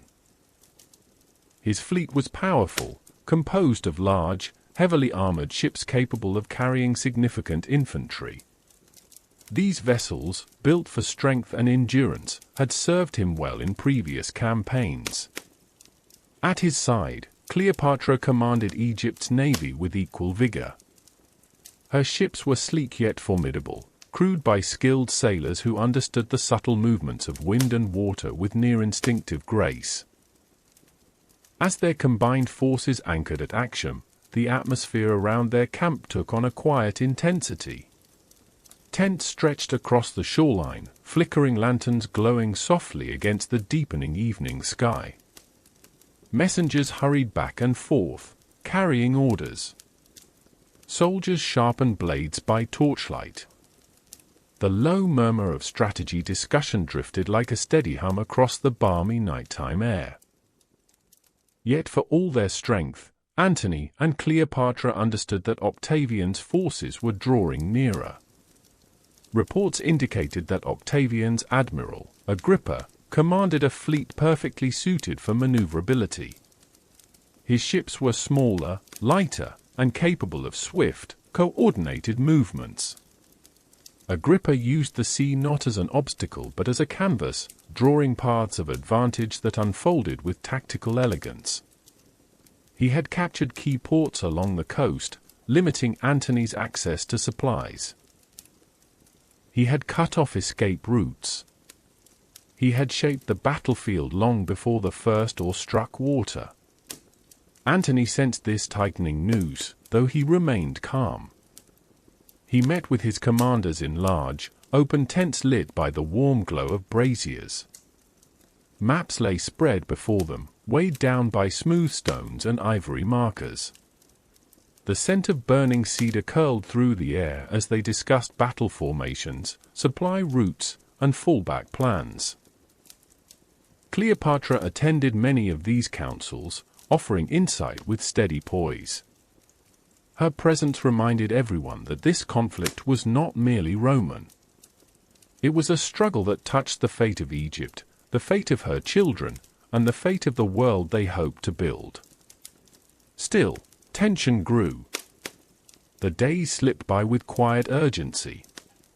The sea, once a gentle companion, began to feel like a wide, uncertain expanse separating them from the stable world they had known. Autumn winds strengthened. Clouds drifted low and heavy. And though Antony moved about the camp with a composed demeanor, there were moments when he paused, looking out across the water as though searching for answers held just beneath the surface. Cleopatra, too, felt the heaviness in the air. Though she maintained her regal calm, nighttime often found her walking the shoreline alone, the sand cool beneath her feet.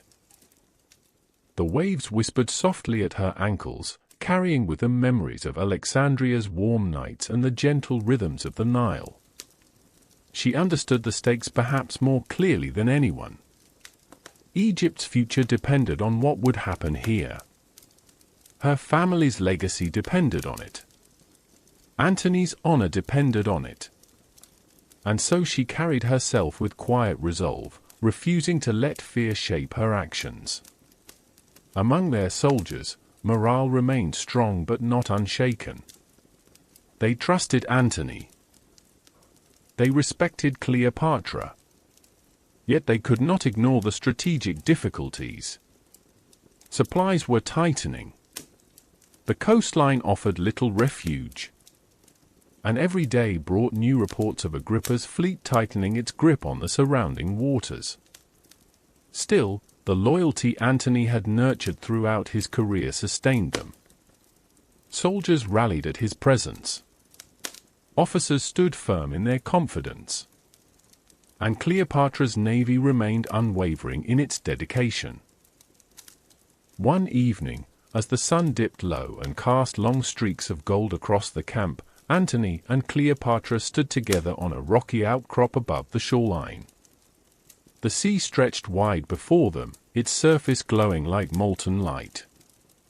Their ships, anchored in clustered formations, rocked gently in the fading breeze. The quiet between them was not heavy. It was reflective. Antony spoke softly, sharing his concerns about Agrippa's growing advantage. Cleopatra listened, her eye steady, her voice calm as she offered thoughts drawn from both intuition and experience. They spoke of possibility, of risk, of hope. They did not speak of fear. Not because they felt none, but because fear had no place in the partnership they had come to embody. As the night deepened, campfires flickered across the shoreline like small, glowing embers scattered beneath the stars. Soldiers settled into rest. Commanders prepared for the next day's planning. And the sea continued its ancient rhythm, waves brushing the shore in a slow, soothing cadence. Antony knew that soon the winds would shift. Soon decisions would need to become actions. Soon action, quiet and unassuming, would transform into a place remembered for the clash that defined empires. But for this moment, the world remained suspended in gentle stillness. Let us pause here, with Antony and Cleopatra standing on the quiet shores of Actium, the cool breeze drifting around them as they prepare for the dawn of conflict. Part 13. The Battle of Actium. As we drift gently into this next chapter, imagine the early morning sky stretched like a pale veil over the waters off Actium. The first light of dawn settles softly upon the sea, tinting the horizon with shades of rose and silver. A warm breeze moves across the waves, carrying with it the hushed anticipation of thousands of men who stand ready upon their ships. It is a moment poised between calm and chaos, between quiet breath and the stirrings of fate. The Battle of Actium, though remembered for its violence, begins in a silence that feels almost tender. The morning air is cool, and the sea lies still, as though waiting. On one side of the bay, Antony's fleet rises like a heavy, immovable wall, its mighty quinqueremes looming with thick wooden hulls and towering decks. These ships are strong, built to hold infantry in great numbers, their presence impressive and commanding. On the other side, Octavian's fleet appears lighter, faster, composed of smaller vessels that glide through the water with quiet ease. Agrippa, Octavian's admiral, stands at the ready, his forces arranged with the precision of a seasoned tactician. Antony watches the horizon from the deck of his flagship. The sun's rim lifts slowly above the distant hills, casting soft amber light across the shifting surface of the water. Around him, the sounds of preparation drift in a muted hum. All slide into place. Sails are checked. Officers speak in low tones, their voices carrying the mix of focus and tension that precedes every great battle. Antony closes his eyes for a moment, breathing deeply, letting the warm scent of the sea settle around him. His armor feels cool against his skin, his cloak brushing lightly at his back. Nearby, Cleopatra stands aboard her own ship, a sleek Egyptian vessel decorated with gold accents that glint softly in the growing light. Her face is composed, calm, yet her eyes reflect the weight of the moment. She watches Antony with a quiet steadiness, knowing that their fates have become woven together so tightly that one cannot be separated from the other. Her navy forms a large portion of their combined force, and her presence is both symbolic and strategic. She leads not from fear but from duty, from loyalty, and from the same quiet courage that has carried her through years of rule. As the sun rises fully, the sea comes alive with motion. Octavian's fleet begins to move, spreading into a wide arc meant to surround and constrict. Antony responds carefully, aligning his ships into a strong defensive line. His vessels are heavy and slow to maneuver, but they are formidable in close combat. The challenge lies in drawing Agrippa's lighter ships into range without allowing them to dance too freely upon the water. The first oars dip into the sea, breaking the surface with a rhythmic whisper. Rowers chant in unison, their voices blending with the creak of wood and the gentle thrum of tension in the air. From a distance, the two fleets resemble great shadows approaching one another, drifting slowly across the shimmering water. When the first clash comes, it is not with thunder but with a hollow, resonant thud. A Roman prow strikes against a hull.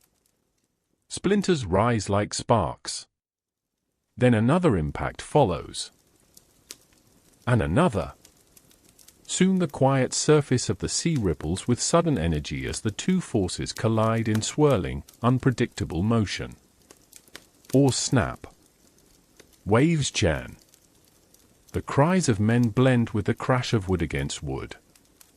Antony commands with clarity, his voice carrying across the decks. He calls for tighter formation, for patience, for discipline. His men obey with practiced loyalty, tightening their line against the pressure of Agrippa's swift maneuvers. But Agrippa knows the sea, and he knows how to exploit its shifting winds. His ships dart in and out like fish weaving through coral, avoiding heavy blows while delivering quick, damaging strikes. Hours pass beneath the warm light of the growing day. The battle does not blaze fiercely at first. It unfolds in slow, exhausting waves, each movement testing the resolve and endurance of Antony's forces. The sea around them becomes a blend of swirling shadows and glittering reflections, the calm and the chaos mingling in ways that feel strangely dreamlike. Cleopatra watches from her flagship, her hands gripping the railing as she monitors the shifting lines. She sees that the tide is beginning to turn, not suddenly but steadily, like sand slipping from one side of an hourglass to the other. Antony's ships, weighed down by their size, struggle to respond quickly enough to Agrippa's shifting formations. The blockade grows tighter. The wind shifts unfavorably. And supplies, already strained before the battle began, begin to falter. In this tightening noose, a choice emerges, quiet at first, then undeniable. Cleopatra's ships, faster and more maneuverable than Antony's, still have an opening. A pathway through the northern edge of the battle line. A narrow escape route.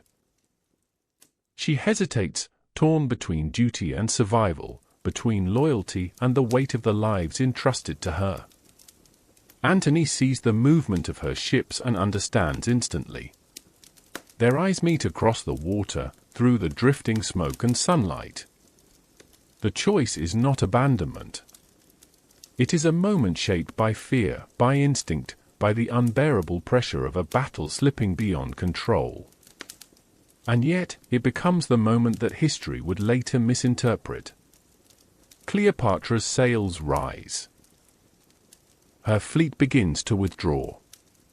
Antony watches her ship turn, its golden decorations catching the light like a distant, wavering star. Without thinking, without calculation, he feels himself pulled toward her. His heart, his loyalty, his sense of identity, all entwined with Cleopatra's presence, compel him to follow. He orders his vessel to break from the line. His officers hesitate, but Antony's command is steady, unshakable. As his ship turns, the shape of the battle shifts. Confusion ripples through his forces. Officers call for direction that cannot be given. The heavy, slow-moving vessels falter without their commander, and the organized line collapses into scattered pockets of resistance. Octavian's forces seize the opening. The sea grows louder. The ships clash harder. But Antony, following Cleopatra's retreat, leaves the heart of the battle behind. History would remember this moment in sharp, unforgiving terms. But here, in the soft retelling of the night, we see it for what it was, a moment of human longing, of fear, of devotion, of irreversible decisions made under crushing weight. As Antony and Cleopatra sail away from Actium, the cries of battle fade behind them as the sea stretches onward. Part 14. Retreat to Egypt. In the quiet after Actium, the sea seemed to exhale a long, weary breath. The winds that had carried Antony and Cleopatra away from the chaos of the battle now settled into a soft, rhythmic whisper, as though urging them toward the distant shores of home. Their ships moved through the evening light, sails catching the last glow of the sun, oars dipping slowly into water that shimmered with pink and gold. Behind them, Actium faded into a memory still trembling with smoke and regret, yet the horizon ahead carried a different kind of weight. A fragile hope, a lingering uncertainty, and the faint, steady pull of Egypt. The fleet did not race through the waters. They traveled with a kind of exhausted dignity, as though each ship needed time to absorb the meaning of what had unfolded. Antony stood at the prow of his vessel, the breeze lifting strands of his dark hair as his gaze remained fixed on the fading horizon. His armor bore scratches from the battle's early clashes, though he hardly seemed aware of them. A heaviness clung to him, a silence that felt almost deeper than grief. His decision to follow Cleopatra had been instinctive, emotional, born of an attachment that had grown beyond politics or alliance. Yet now, separated from the chaos of Actium, the consequences of that decision hovered over him like a quiet shadow. Cleopatra, aboard her flagship, held herself with the composure of a queen, yet even she could feel the tremor beneath her calm exterior. She stood at the rail, eyes softened by the glow of dusk, watching the shifting color of the sea. Her thoughts traveled not only to the battle they had fled, but to the kingdom they were returning to, the children awaiting her, and the fragile threads of stability that must now be rewoven.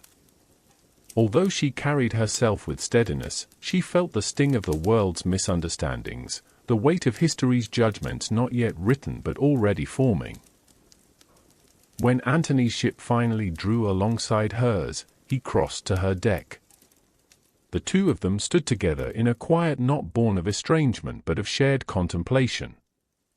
The waters rolled gently beneath them, and the warm evening breeze brushed softly against their skin. Cleopatra spoke first, her voice low and steady, asking whether he regretted leaving the battle. Antony answered with equal softness.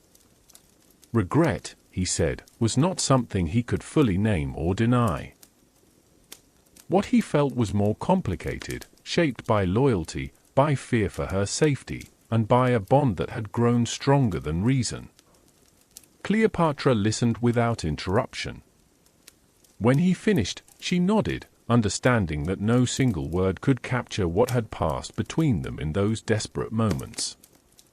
Their choices had been shaped by love, by strategy, by instinct, by the thundering heat of battle. They had not planned to withdraw from Actium together, yet their retreat had bound their fates more tightly than any alliance sealed in ceremony. As they continued their journey toward Egypt, the sea shifted from shimmering gold to deep twilight blue. Stars emerged one by one, scattered across the sky like soft embers. The sailors on their ships moved with quiet discipline, tending to their duties with an unspoken awareness that the future now rested on different legs than before. No one spoke of defeat. They simply continued onward, guided by the familiar constellations that had carried mariners for countless generations. By the time their fleet reached the shores near Taenarum, the fatigue of their journey had settled into their bones. Supplies needed replenishing. Crews needed rest. But Antony and Cleopatra pressed onward, determined to return to Alexandria as swiftly as possible. They sailed down the Mediterranean's broad expanse, tracing coastlines that had once symbolized opportunity and now felt like reminders of a world narrowing slowly around them.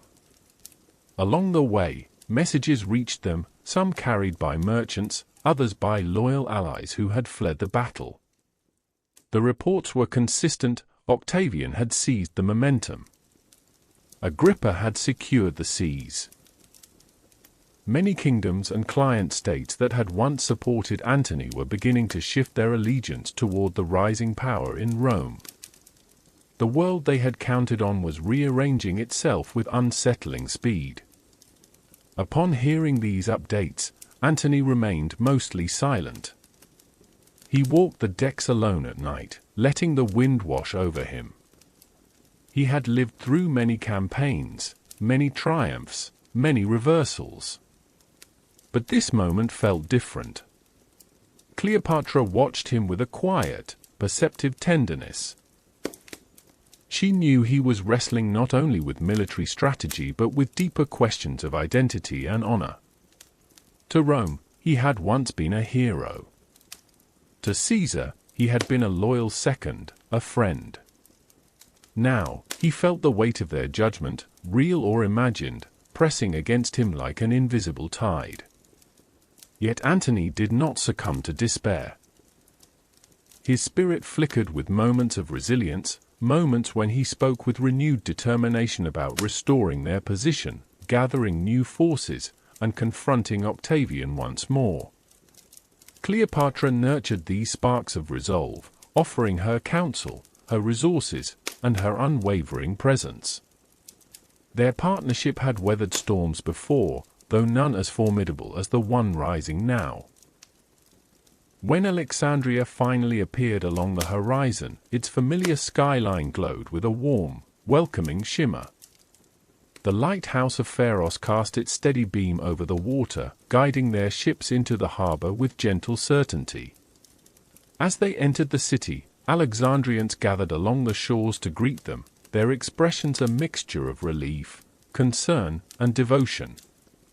Cleopatra was beloved as their queen, and Antony, though Roman, had become a familiar and respected presence. The palace welcomed them with soft lamplight and quiet ceremony.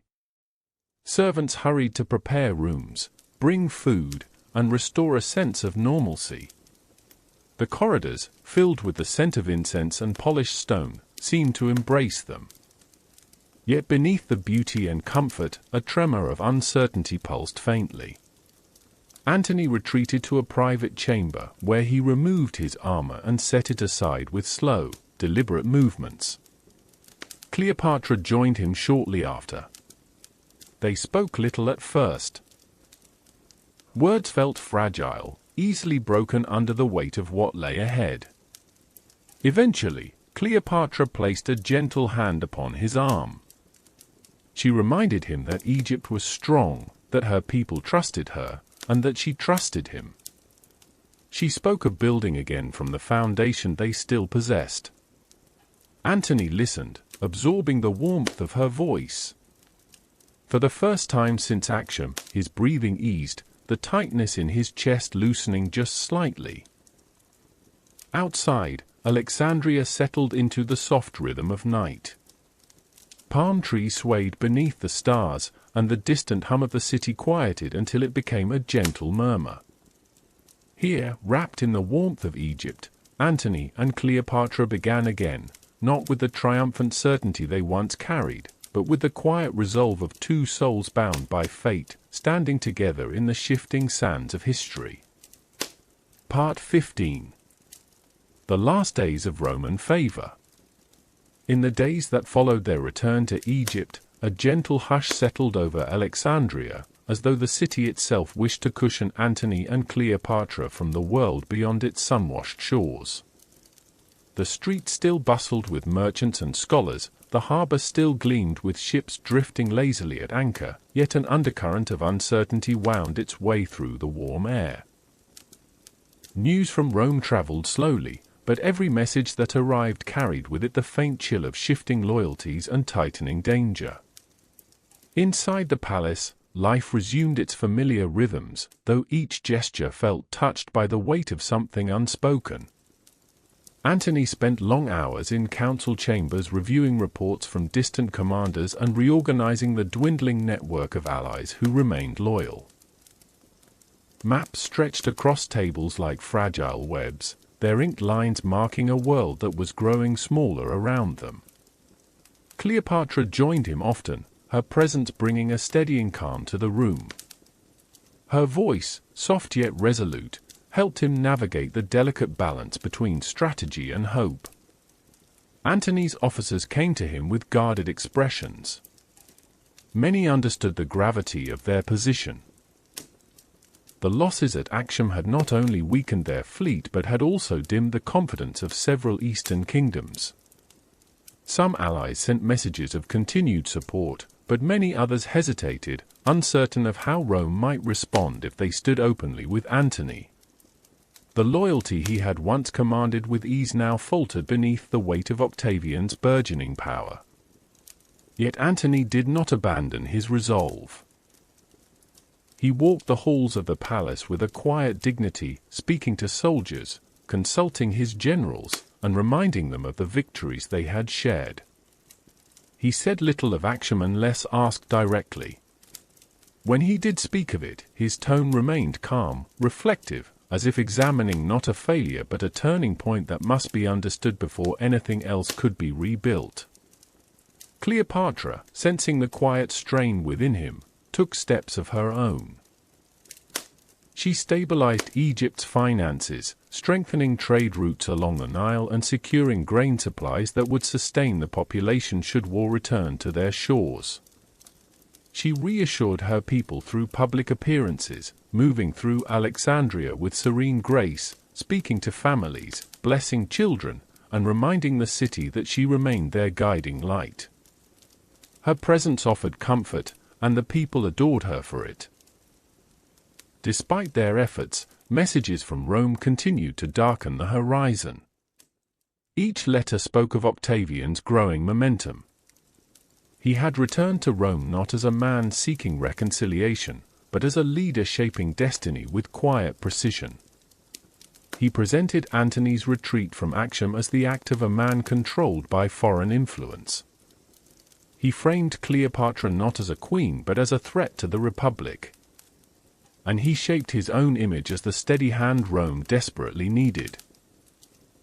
Octavian understood that power was won not only on battlefields but in the minds of the people, and he wielded that knowledge with a calm, calculating steadiness. He held gains in Caesar's honor, secured loyalty through generosity, and advertised his actions with subtle brilliance. The people, eager for stability after years of civil strife, welcomed his assurances with open arms. Antony read these accounts in the soft lamplight of the palace library. Some nights he lingered there long after others had retired, the quiet hum of Alexandria drifting through open windows.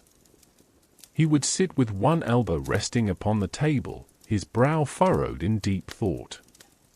The defeat at Actium had wounded his standing, yes, but what troubled him most was the realization that Rome itself was changing. The republic he had fought for no longer existed in the form he once recognized. The ideals that had shaped his youth had slowly dissolved, replaced by something more singular, more rigid, molded by Octavian's vision. While Antony pondered these shifts, Cleopatra focused on future strategy. She urged him to consider paths back to strength, alliances with Parthia, appeals to remaining loyal kings, defensive measures that might delay or complicate Octavian's advances. At times their discussions grew animated, though never hostile.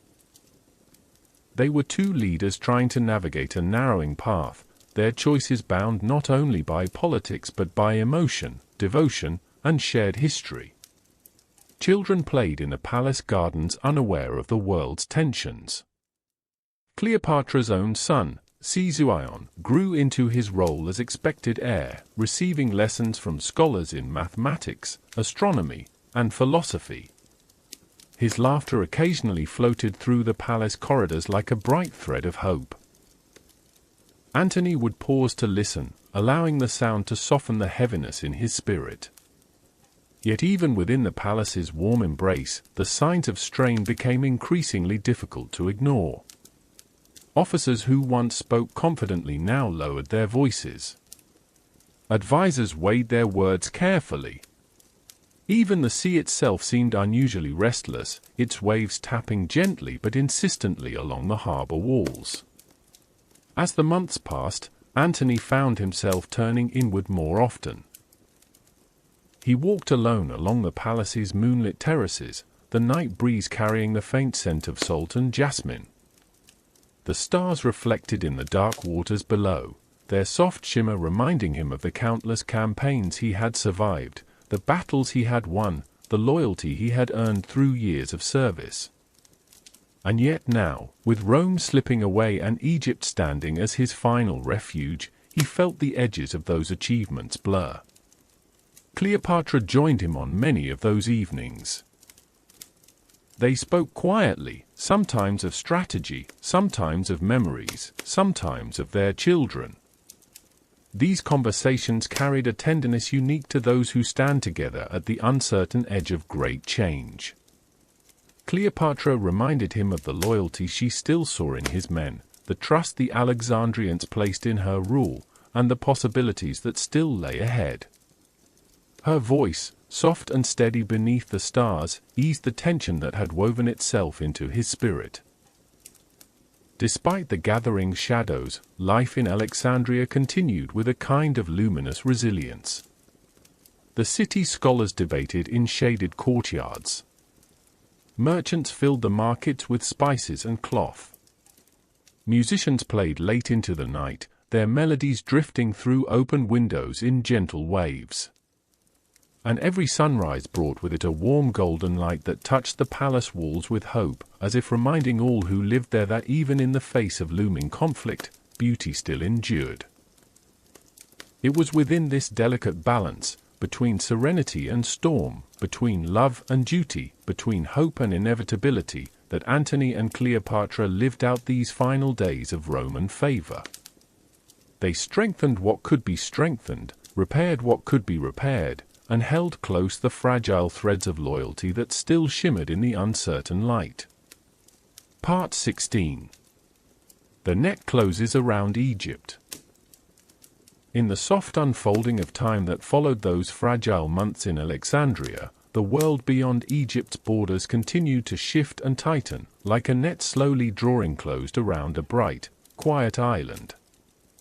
Inside the city, sunlight still spilled across whitewashed walls, the harbor still gleamed with the familiar rise and fall of waves, and the scent of incense still drifted through temple courtyards.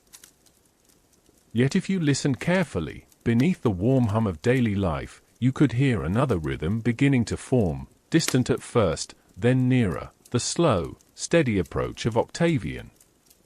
From the vantage point of the palace, the news did not arrive as a single shock, but as a gradual accumulation of letters and whispers. A small kingdom in the east declared its allegiance to Octavian. A longtime ally of Antony quietly opened communication with Rome.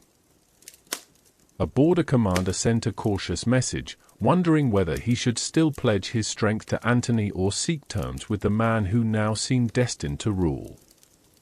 Antony read these reports with a face that remained mostly calm, yet his eyes carried a new depth, as though each line of ink drew him a little further into reflection.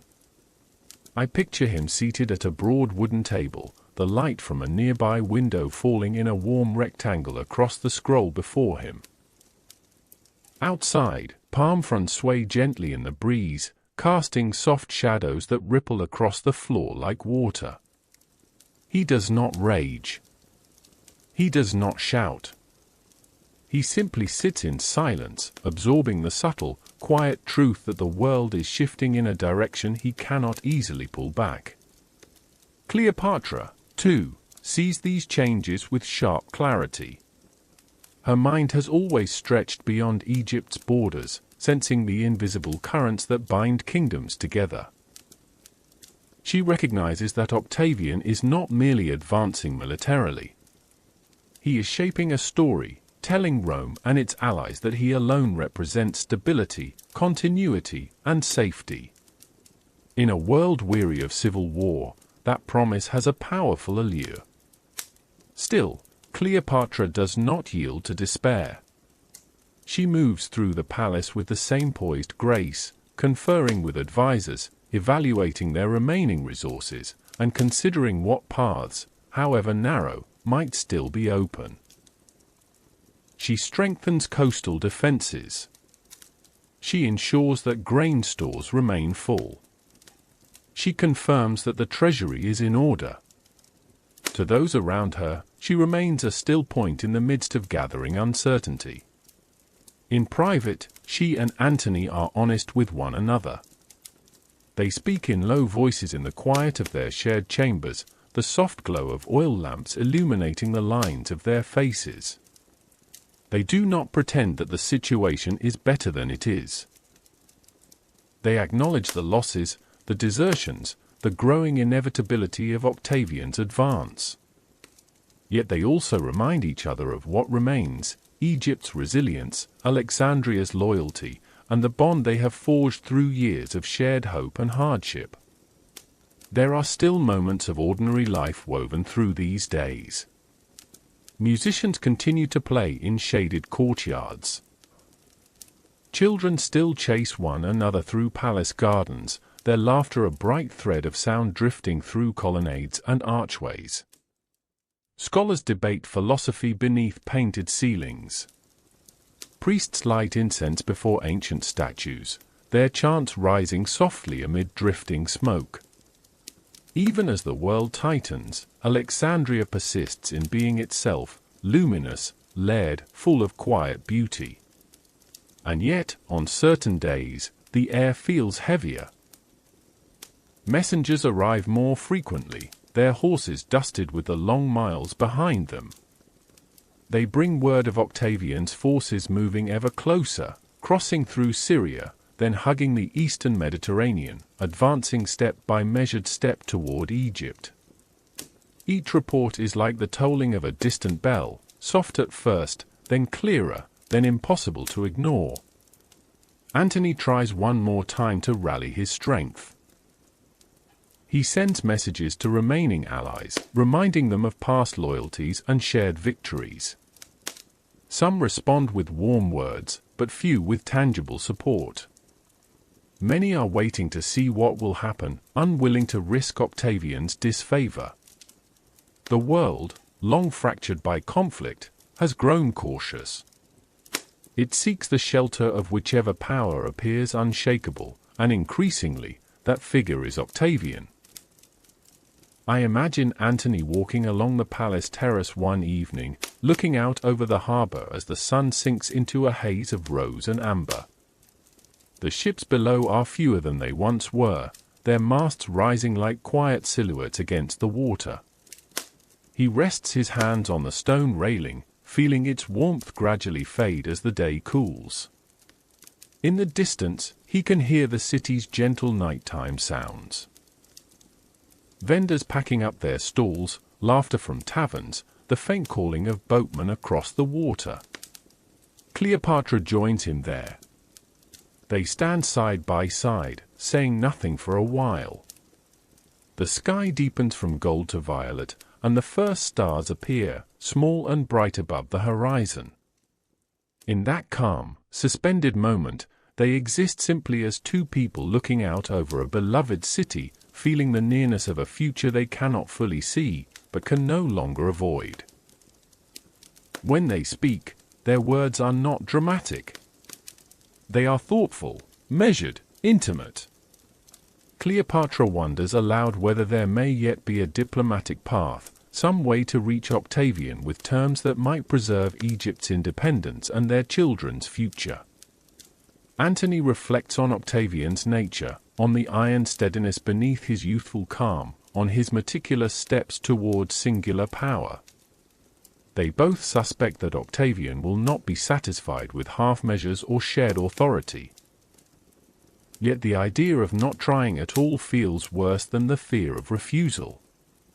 And so, feelers are sent, small initial attempts at negotiation, quiet inquiries through intermediaries, test phrases that sound out the tone of Octavian's camp.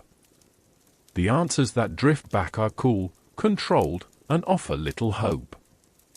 Octavian does not speak the language of compromise. His words carry the certainty of someone who believes the future already belongs to him.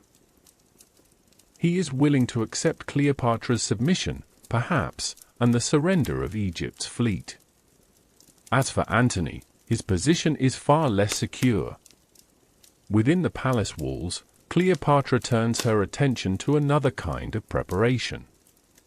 She orders the construction and furnishing of a mausoleum, a grand stone structure beside the palace complex, where treasures are stored and provisions arranged. To many, it appears simply as a prudent act, a queen securing her legacy, protecting the wealth of Egypt from plunder.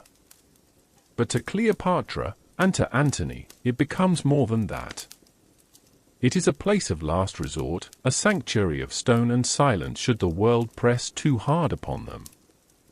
I see that building in the mind's eye, its heavy doors, its cool interior, the muted echo of footsteps along its corridors. Inside, gold gleams faintly in lamplight, statues line the walls, and chests of fine fabrics and precious objects sit arranged in careful rows. It is both a treasury and a quiet acknowledgement that their path may lead not to triumph, but to a final stand. As word spreads that Octavian's forces have entered Egypt's outer territories, a subtle change passes through the city. The streets remain busy, but voices lower when Antony's name is mentioned. Some citizens look toward the harbor more often, as though expecting to see sails appear at any moment along the horizon. Others cling more tightly to routine, attending temple rituals, visiting the marketplace, walking along the familiar streets in deliberate, steady patterns, as if to reassure themselves that life, at least for now, continues. Antony reviews the troops that remain to him. They are fewer than before, indeed, but many are fiercely loyal. They have marched with him through past campaigns, and they still meet his gaze with respect.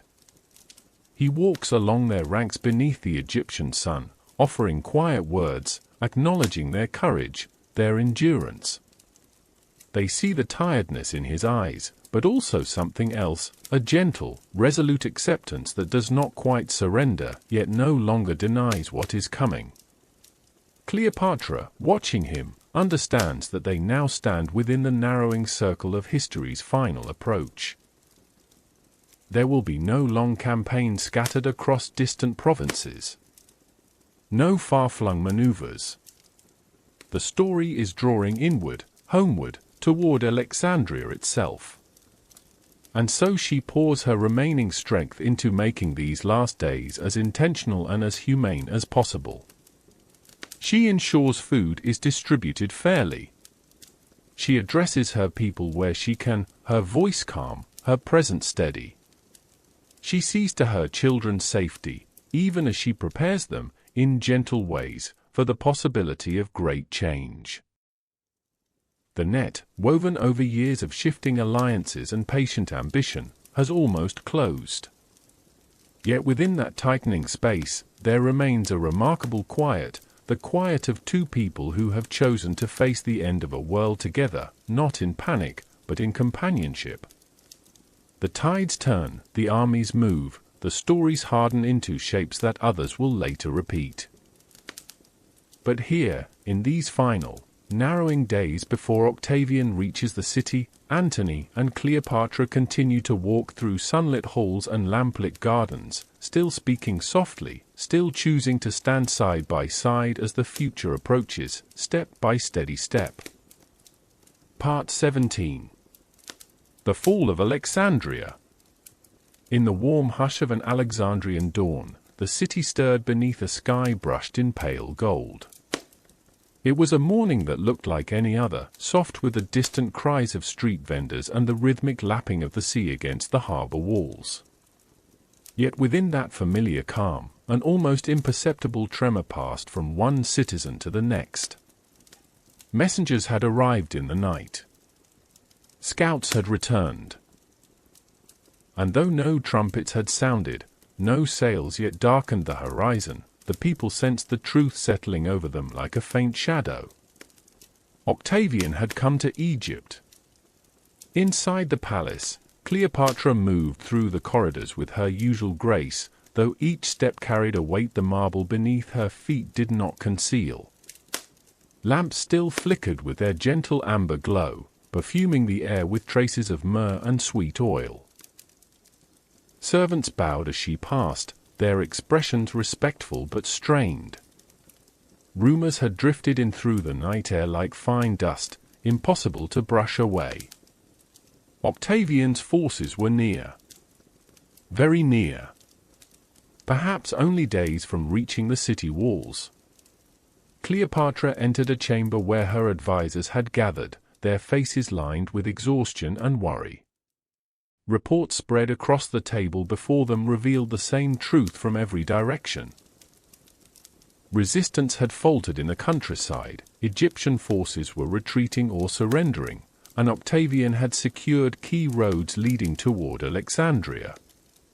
The city, brilliant, ancient, alive with centuries of culture, now stood as the final stronghold of a kingdom that had endured dynasties, conquerors, and tides of change. And yet, somehow, this last challenge felt more intimate, more final.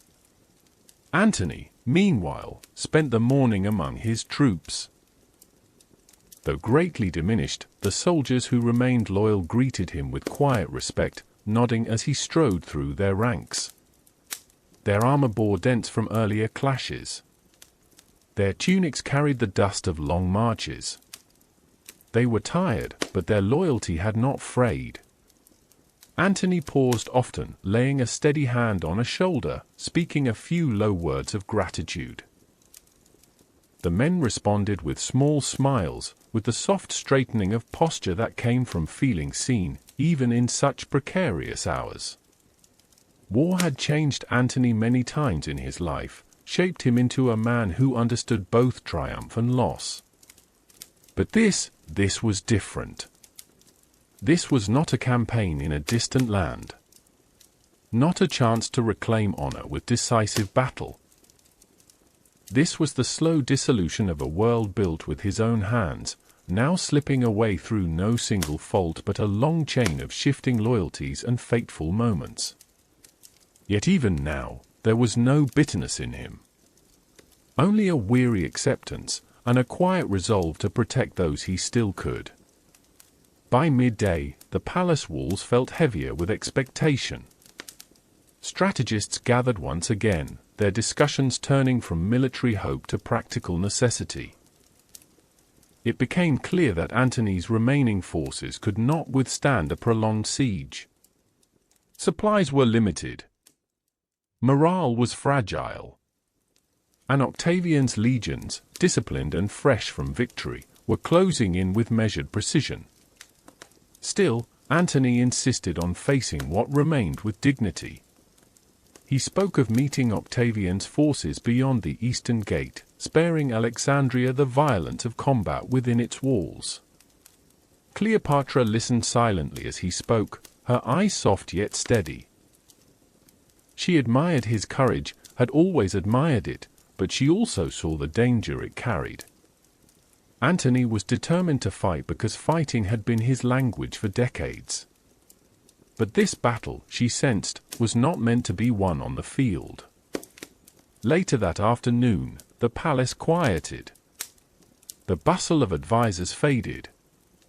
Soldiers returned to their posts. Even the city outside seemed to hold its breath beneath the settling dusk. Cleopatra withdrew to her private chambers, where incense smoked gently from golden braziers. From her balcony she watched the sun descend over Alexandria, casting the city in a soft glow that seemed almost unreal in its beauty. White rooftops blushed rose. Palm trees stirred in the wind. The lighthouse of Pharos stood unwavering in the distance. It was in this quiet hour that Antony came to her. He found her standing at the balcony's edge, her silhouette framed by the dying light. She turned at the sound of his footsteps, and for a moment they simply looked at one another, absorbing the tenderness and sorrow reflected in each other's gaze. There were no formal greetings. No forced smiles. The bond between them had transcended the need for pretense long ago. Antony stepped beside her, his hand resting lightly on the stone railing.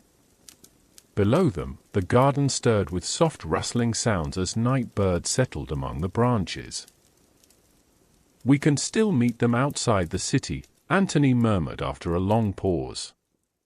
His voice was calm, but the shadows beneath his eyes revealed his fatigue. "Honor demands I try." Cleopatra's reply came quietly. "And what of the city? What of our children?" She did not challenge his resolve. She simply reminded him of the fragile threads they still held. Antony listened, and though the warrior in him stirred, another part, the part shaped by years beside Cleopatra, recognized the deeper truth. A final battle outside the walls would change little. Octavian's victory was no longer a possibility, it was the inevitable shape of what the world was becoming. Later that evening, Cleopatra made her way to the mausoleum she had ordered constructed months earlier. Torches lit the interior with a calm, golden glow. Statues of ancient gods cast long shadows across walls lined with treasures and provisions. The air felt cool, heavy with the scent of stone and desert air. She walked its length slowly, her footsteps echoing in the quiet. This place was part refuge, part final testament, a sanctuary she might one day retreat to if the palace fell. Antony joined her there. They walked in silence, their footsteps side by side on smooth stone floors. No one else accompanied them. No strategist. No advisor. It was a moment for two souls facing history's closing hand. Cleopatra touched a carved column with her fingertips, tracing the delicate lines etched into the stone. "This place," she said softly, "is not for surrender. It is for choosing the terms of what remains." Antony understood. The mausoleum was not a tomb for despair. It was a boundary. A line drawn with dignity, a final refuge that would protect her from capture and humiliation. He had seen too many rulers dragged back to Rome in chains, paraded as trophies in triumphal marches. Cleopatra would not suffer that fate. Outside, Alexandria began to dim beneath a velvet sky. Lanterns flickered to life along the harbor. The city whispered with the movement of its people preparing for what they could not yet name but deeply sensed. And somewhere in the distance, beyond the quiet hum of the evening, Octavian's legions advanced step by measured step, their march steady as the turning of the world. Part 18. The Breaking of Antony. Dawn arrived gently over Alexandria the next morning, brushing the sky with faint strokes of rose and pearl. The city below stirred with its familiar sounds, vendors calling softly as they arranged fruit along market stalls, fishermen pushing boats into the glimmering shallows, and temple priests lighting incense that drifted upward in thin, wavering ribbons. Yet beneath this familiar rhythm lay a quiet tremor. Rumors had spread through the night. Eyes watched the eastern horizon. And somewhere beyond the edges of sight, Octavian's legionaries continued their measured advance. Inside the palace, the air felt different. Still, but expectant. Antony rose early, the room around him washed in pale morning light. Servants entered quietly to set out water and bread, their movements soft, almost reverent. They knew he faced decisions no man could take lightly, and their silence reflected that understanding. Antony thanked them with a gentle nod before they withdrew. He dressed not in ceremonial armor, but in simple military attire, worn and softened by long use. The garment felt familiar on his shoulders, like an old companion. As he tightened the clasp of his cloak, his mind wandered through memories, the thunder of Caesar's campaigns, the cheers of Roman crowds, the laughter of soldiers gathered around late-night fires. How distant those days felt now, how quietly they echoed through the halls of this Egyptian palace. Cleopatra received him in a shaded courtyard not long after. The morning breeze stirred the curtains that hung from archways, sending ripples of golden sunlight across the polished floor. She wore white linen, simple but elegant, a queen without need of display. Her expression was calm, but she studied his face with the perceptive tenderness of someone who had long known the storms that lived within him. "There is news," she said softly. Antony nodded. He already sensed what she would say. Octavian's vanguard has reached the outskirts of the city. His main force is close behind. He inhaled slowly. Not in fear but in acceptance. Cleopatra stepped closer. "I have arranged for the children to be moved to a secure location. If the city falls, they must be protected." Antony's eyes softened at this. Their children together, her children from before, each one carried a piece of her heart.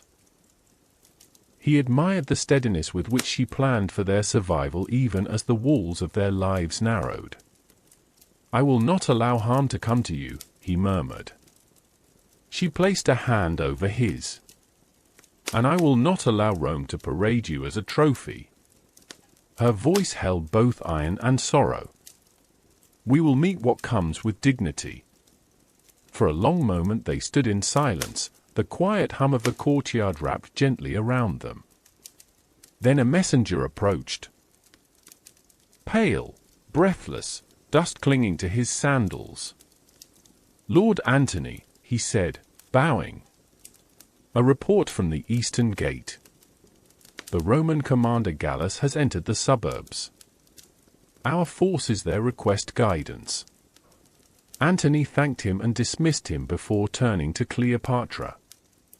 A part of him, the soldier, the Roman commander, still yearned to ride out, to gather the men who remained loyal, to meet Octavian's advance with steel.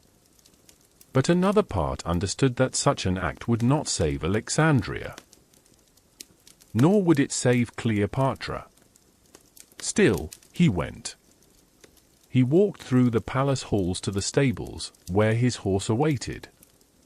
As he mounted, servants and guards bowed in solemn acknowledgement. Some whispered words of support. Others simply watched him go, knowing they might never see him return.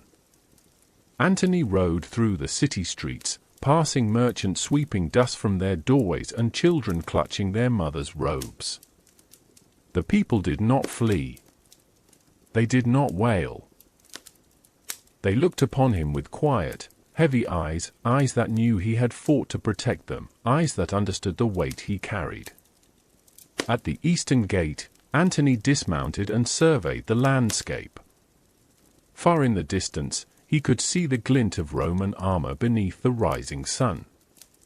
The line of Octavian's forces stretched like an unbroken band of metal and dust, a slow-moving tide that approached with chilling steadiness. His officers gathered around him. They spoke hesitantly, voices low. "Our numbers are too small. We cannot hold the gate. Some men have already surrendered. They beg for clemency." Antony listened. He absorbed their fear, their practicality, their truth. And as he did, something inside him, something that had always felt unbreakable, began to tremble, not with cowardice but with the dawning clarity that the world he once commanded had finally slipped beyond his reach. He closed his eyes briefly, lifting his face toward the warm Egyptian sun. The breeze drifted across his skin. For a heartbeat, he heard only the quiet. Then another messenger arrived, this one frantic and pale. "My lord, Cleopatra, she has fled to the mausoleum. She fears capture. Some believe she has taken her own life." The word struck like a spear. Antony staggered, breath catching in his throat. Cleopatra, dead? His Cleopatra? The woman whose presence had illuminated his darkest hours, whose strength had anchored him, whose voice had softened the hardest edges of his life. He did not wait for explanation. He did not question. Grief surged through him with such force that reason dissolved. His world narrowed into a single burning point. He could not live in a world where she no longer existed. He whispered, barely audible, "Then there is nothing left." Before any officer could stop him, Antony stepped aside and drew his sword. He lifted the blade with hands that had once been steady on every battlefield but now trembled beneath the weight of emotions too great to bear. With a single motion, swift, anguished, he turned the blade upon himself. The wound was deep. Pain rushed through him in a searing wave, but it was not as intense as the hollow ache expanding within his chest. He sank to the ground, the world blurring into soft shapes of dust and light. His officers cried out, rushing to him. One tore cloth to staunch the bleeding. Another shouted for a litter. Antony tried to push them away, muttering weakly that his time had come. But they would not abandon him. And then, as they lifted him onto a makeshift stretcher, another messenger arrived, the final twist in the tragic blade. "My lord," the man gasped, "the queen lives. She lives. She has only sealed herself away for safety." Antony's fading eyes opened. Somewhere deep inside him, a spark flared, of hope, of disbelief, of desperate longing. He managed a single breath, then another. "Take me to her," he whispered. His men lifted him, carrying him through the streets of Alexandria toward the mausoleum. People stepped aside, some crying quietly as they glimpsed Antony's pale face, the trail of blood marking the path behind him. When they reached the sealed stone entrance, Cleopatra's attendants lowered ropes from a high window. Antony's soldiers strapped him into a sling, lifting him slowly, painfully, toward the queen who still lived. He reached the window struggling for breath, trembling with pain. Cleopatra was waiting inside, her face streaked with tears, her hands outstretched. As they brought him to her, Antony managed a faint, broken smile. "I die in your arms," he whispered. And she caught him, gathering him into her embrace, holding him as though she could shield him from fate itself. Around them, the torchlight flickered, casting trembling shadows on the stone walls as Cleopatra wept softly into the hair of the man she loved, the man who had given everything he had, love, loyalty, and finally his life, into her keeping. Part 19. Cleopatra's Last Negotiations. The mausoleum lay silent in the hours after Antony's final breath. Its stone walls, cool and ancient, seemed to absorb the depth of Cleopatra's grief, holding it like an echo suspended in still air. Torches flickered in their sconces, casting wavering halos of gold across the chamber.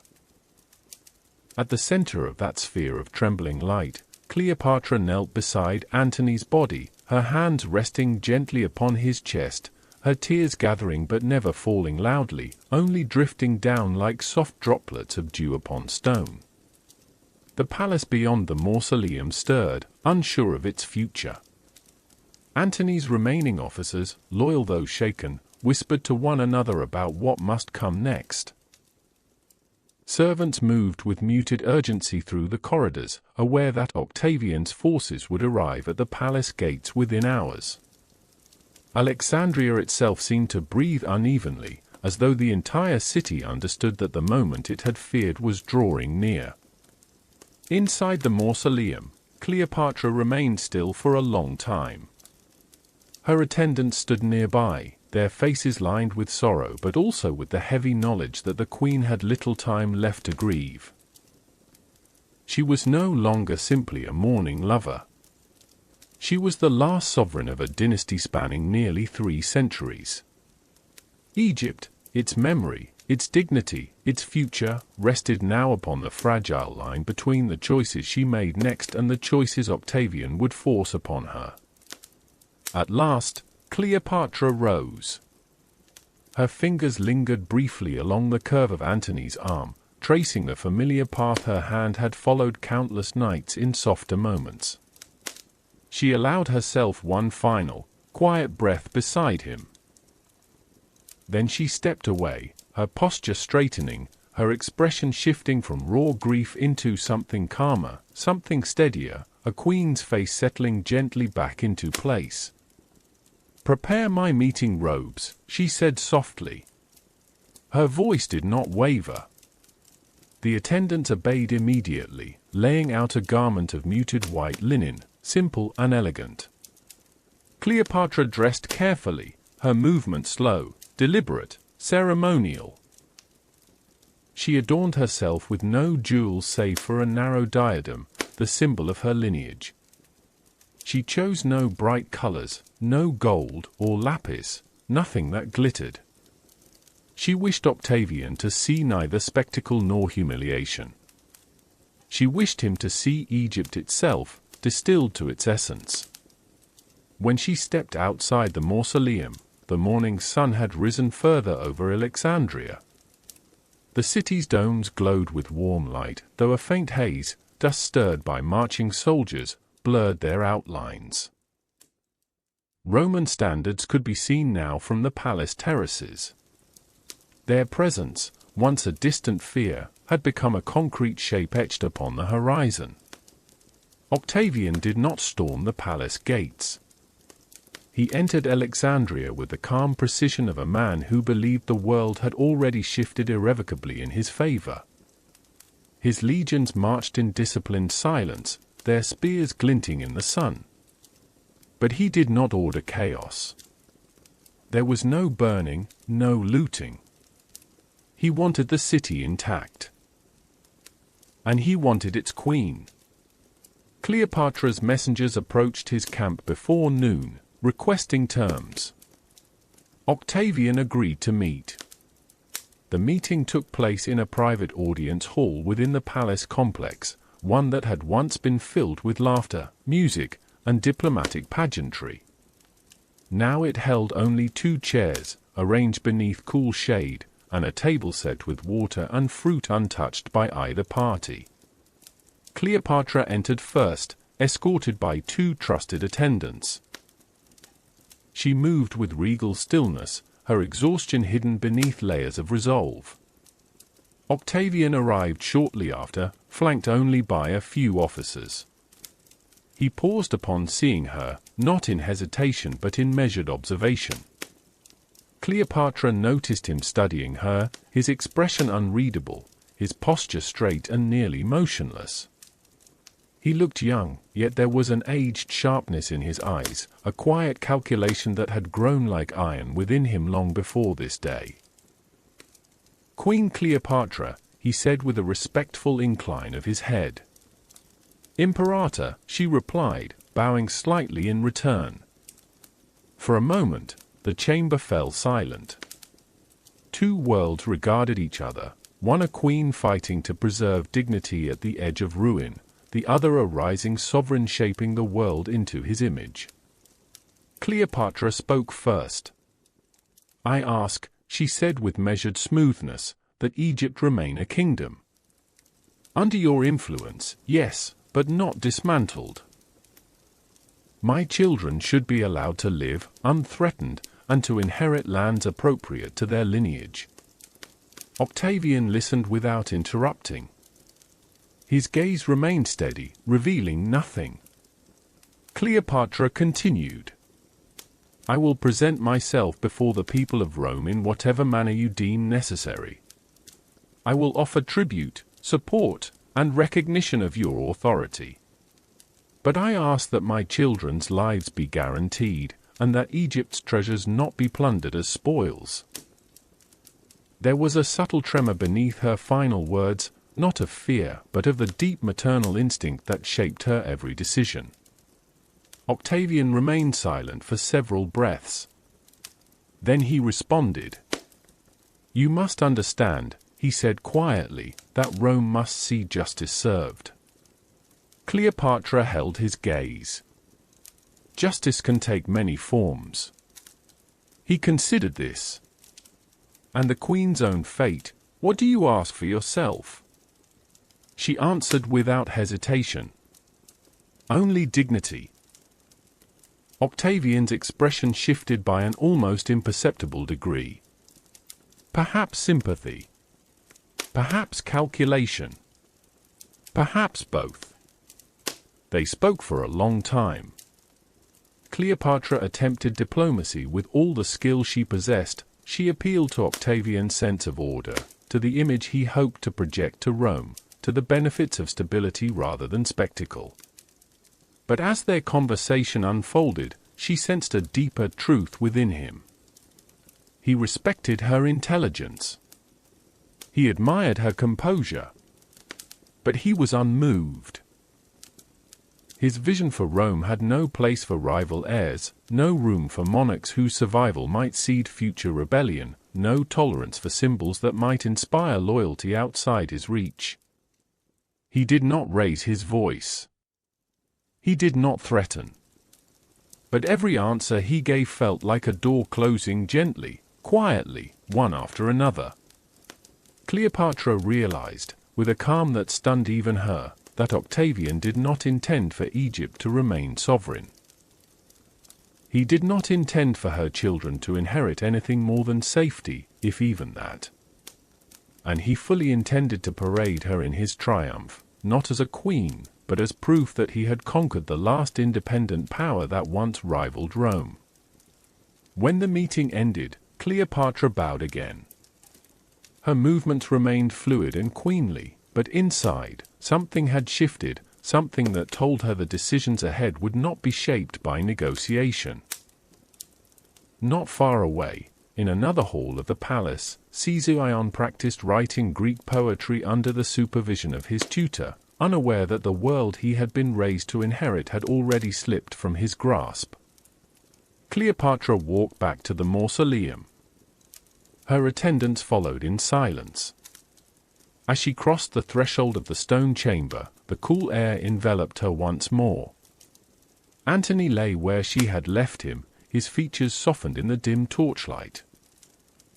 She approached him quietly, lowering herself onto the stone beside him. Her fingers brushed his hand. She had fought for Egypt, for her children, for him. Now she understood that what remained to her was not victory, nor surrender, but the fragile space between them, the space where dignity could still be chosen, even at the end. The city beyond those stone walls murmured with the distant sound of marching Roman feet, steady, inevitable, drawing closer with every hour. Part 20. The last queen of Egypt. The mausoleum was quiet in the hours after Cleopatra returned from her meeting with Octavian, its stone chambers holding the cool breath of ancient air. Torches flickered along the walls, their golden light bending gently around statues of long-departed pharaohs and shelves of treasures sealed away for safekeeping. In this stillness, Cleopatra moved as though suspended between worlds, her steps slow, her shoulders heavy with a truth she had not spoken aloud but now understood fully. Negotiation had failed. Octavian would strip Egypt of its identity, dismantle its sovereignty, and cast her in chains for the spectacle of Rome. She paused beside Antony's body, her fingertips brushing lightly against his resting hand. He looked peaceful now, far removed from the storms of loyalty, ambition, and conflict that had defined his life. In the wavering lamplight, Cleopatra felt an ache so deep it could not be expressed in tears alone. She whispered a few soft words in Egyptian, words meant only for him. Promises of remembrance. Gratitude for love. A final farewell spoken not as a queen to a Roman general, but as a woman to the man she had chosen again and again. Word of her failed negotiation spread quietly through the palace. Her attendants moved with a kind of solemn urgency, sensing the shifting tide. Outside, Alexandria had grown subdued. The marketplace still stirred, but with fewer voices. The harbor still glimmered, but the boats rocked uneasily, as if unsettled by the distant tremor of Rome's approaching legions. Citizens walked with lowered eyes, murmuring brief prayers to ancient gods. Rumors drifted like fine dust across the city's sunlit courtyards. Some claimed Octavian had already placed Caesarion on a list of marked enemies, others believed he intended to bring Cleopatra alive to Rome in heavy chains. Within the mausoleum, Cleopatra gathered her closest attendants, those who had served her faithfully since the earliest years of her reign. They stood in a half-circle, their faces illuminated by torchlight. IRAs, loyal since childhood. Charmion, wise and steady. Another maidservant whose name history never recorded, but whose presence lingered like a quiet shadow in this final chapter. Cleopatra spoke softly to them, her voice carrying the warmth and command that had defined her leadership. She told them of Octavian's subtle cruelty, his refusal to grant safety to her children, his intention to drag her through the streets of Rome as a token of conquest. She explained that a queen of Egypt would not, be reduced to spectacle. The attendants listened, tears gathering in their eyes. They did not argue. They understood. Cleopatra had always known how to lead them, but now she led them toward an ending that required courage beyond measure. When she finished, she dismissed all but the two she trusted most. IRAs and Charmion remained beside her as she prepared for what would come next. Outside the mausoleum, the palace corridors stirred with tension as Octavian's officers arrived to ensure Cleopatra did not attempt escape. They stationed themselves near entrances, not with violence, but with the quiet confidence of men who believed their victory near complete. Yet none of them ventured deep into the mausoleum itself. The place felt sacred, untouchable, shrouded in history too ancient for even Rome to fully grasp. Cleopatra returned to her private chamber one final time. She bathed, as Egyptian queens did before sacred rites, allowing attendants to pour water scented with lotus over her arms and shoulders. She dressed not in elaborate finery, but in a simple linen gown of pure white. Her diadem, the narrow golden band symbolizing her rule, rested lightly upon her brow. She wore no jewels save a small amulet tucked beneath the gown, a charm of protection she had carried since girlhood. When she returned to the mausoleum, she walked with the serene dignity of the last pharaoh of Egypt. IRAs brought forth the small basket that had been prepared under Cleopatra's quiet instruction. It sat upon a folded cloth at the base of a pillar, a basket woven from reeds, deceptively ordinary. But Cleopatra knew what lay within, a means of choosing her own end, denied to her enemies. Some accounts would say the asp coiled inside shifted in its basket as she approached. Others would later claim the venom came not from a serpent at all but from a vial or a concealed needle. None alive could say for certain. But Cleopatra's intention was unmistakable. Before she acted, she turned to her attendants. "You have served me with loyalty," she said, her voice soft yet unwavering. "You have walked beside me through triumph and hardship. What comes next is not demanded of you. You may choose to live." Charmion bowed her head. "My queen, our lives have been yours. Where you go, we will go." IRAs nodded, tears shimmering at the corners of her eyes. Cleopatra exhaled slowly, her gaze tender. She did not attempt to dissuade them. Each woman knew her own heart. She approached Antony one last time. Kneeling beside him, she laid a gentle kiss upon his forehead, whispering words that hung in the stillness like drifting incense. Her voice trembled, not with fear but with profound love. She promised they would not be parted in disgrace or separated by the triumph of their enemies. Then she rose.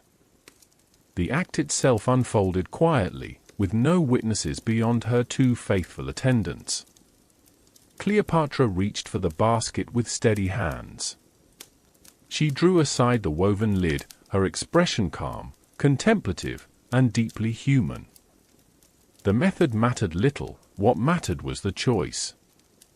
She had decided that Rome would not display her as a conquered queen. She would die as she had lived. Self-possessed, deliberate, sovereign. When the poison took hold, she reclined gently upon a golden couch, her breathing slowing, her eyes half-lidded. Her skin grew pale, yet her expression remained serene, as though she were drifting into a long-awaited rest.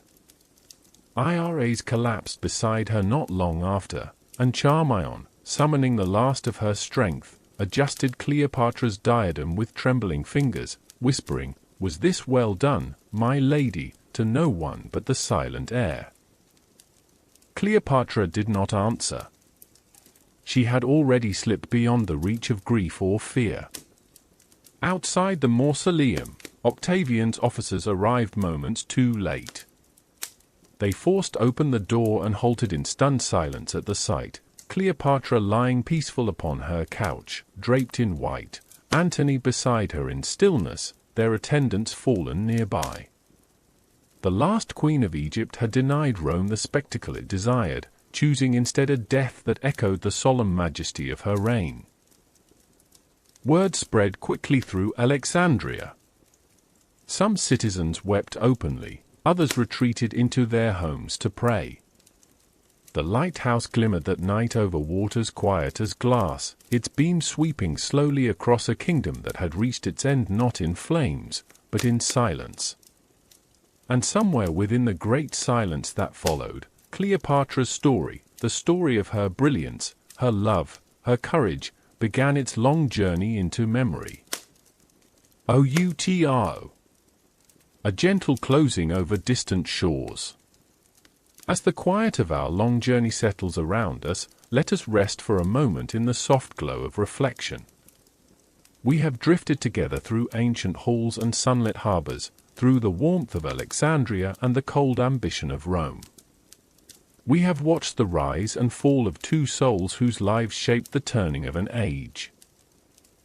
Mark Antony and Cleopatra lived with an intensity that echoed across empires, yet in the end, their story unfolded in the hush of private choices, shaped by love, loyalty, and the fragile hope of preserving dignity when the world pressed too hard upon them.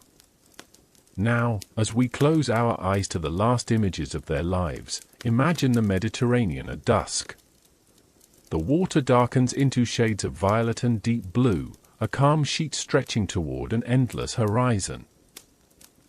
A soft wind moves across its surface, carrying only the faintest murmur of distant waves. On the shoreline, the stones of Alexandria still hold the warmth of the day. Lanterns flicker in quiet windows, their gentle light brushing the streets where children once played and scholars once debated. Life continues in that ancient city, even as the story of its final queen passes slowly into legend. In the stillness that follows such a storied past, we remember that history is shaped not only by triumph and conquest, but by the quiet moments that linger long after empires fade. The softness of Cleopatra's final breath. The weight of Antony's last smile. The echo of their footsteps along palace corridors where shadows now drift unhindered. They remind us that behind every great conflict lies the beating of human hearts, full of longing, fear, courage, and tenderness. Let the calm of this moment rest gently in your thoughts. Allow the lanterns of Alexandria to dim slowly, as though night were closing its arms around the ancient world. Let the sea quiet itself into a smooth rhythm. Let your breath follow that soft tide, rising and falling with steady ease. The story has reached its end, yet the peace that follows remains. It moves through the air like a warm whisper, inviting you to rest, inviting you to drift wherever sleep wishes to guide you. Thank you for wandering through this history with me. May your night be calm. May your dreams be gentle. And may the echoes of distant shores cradle you softly as you drift into the quiet beyond.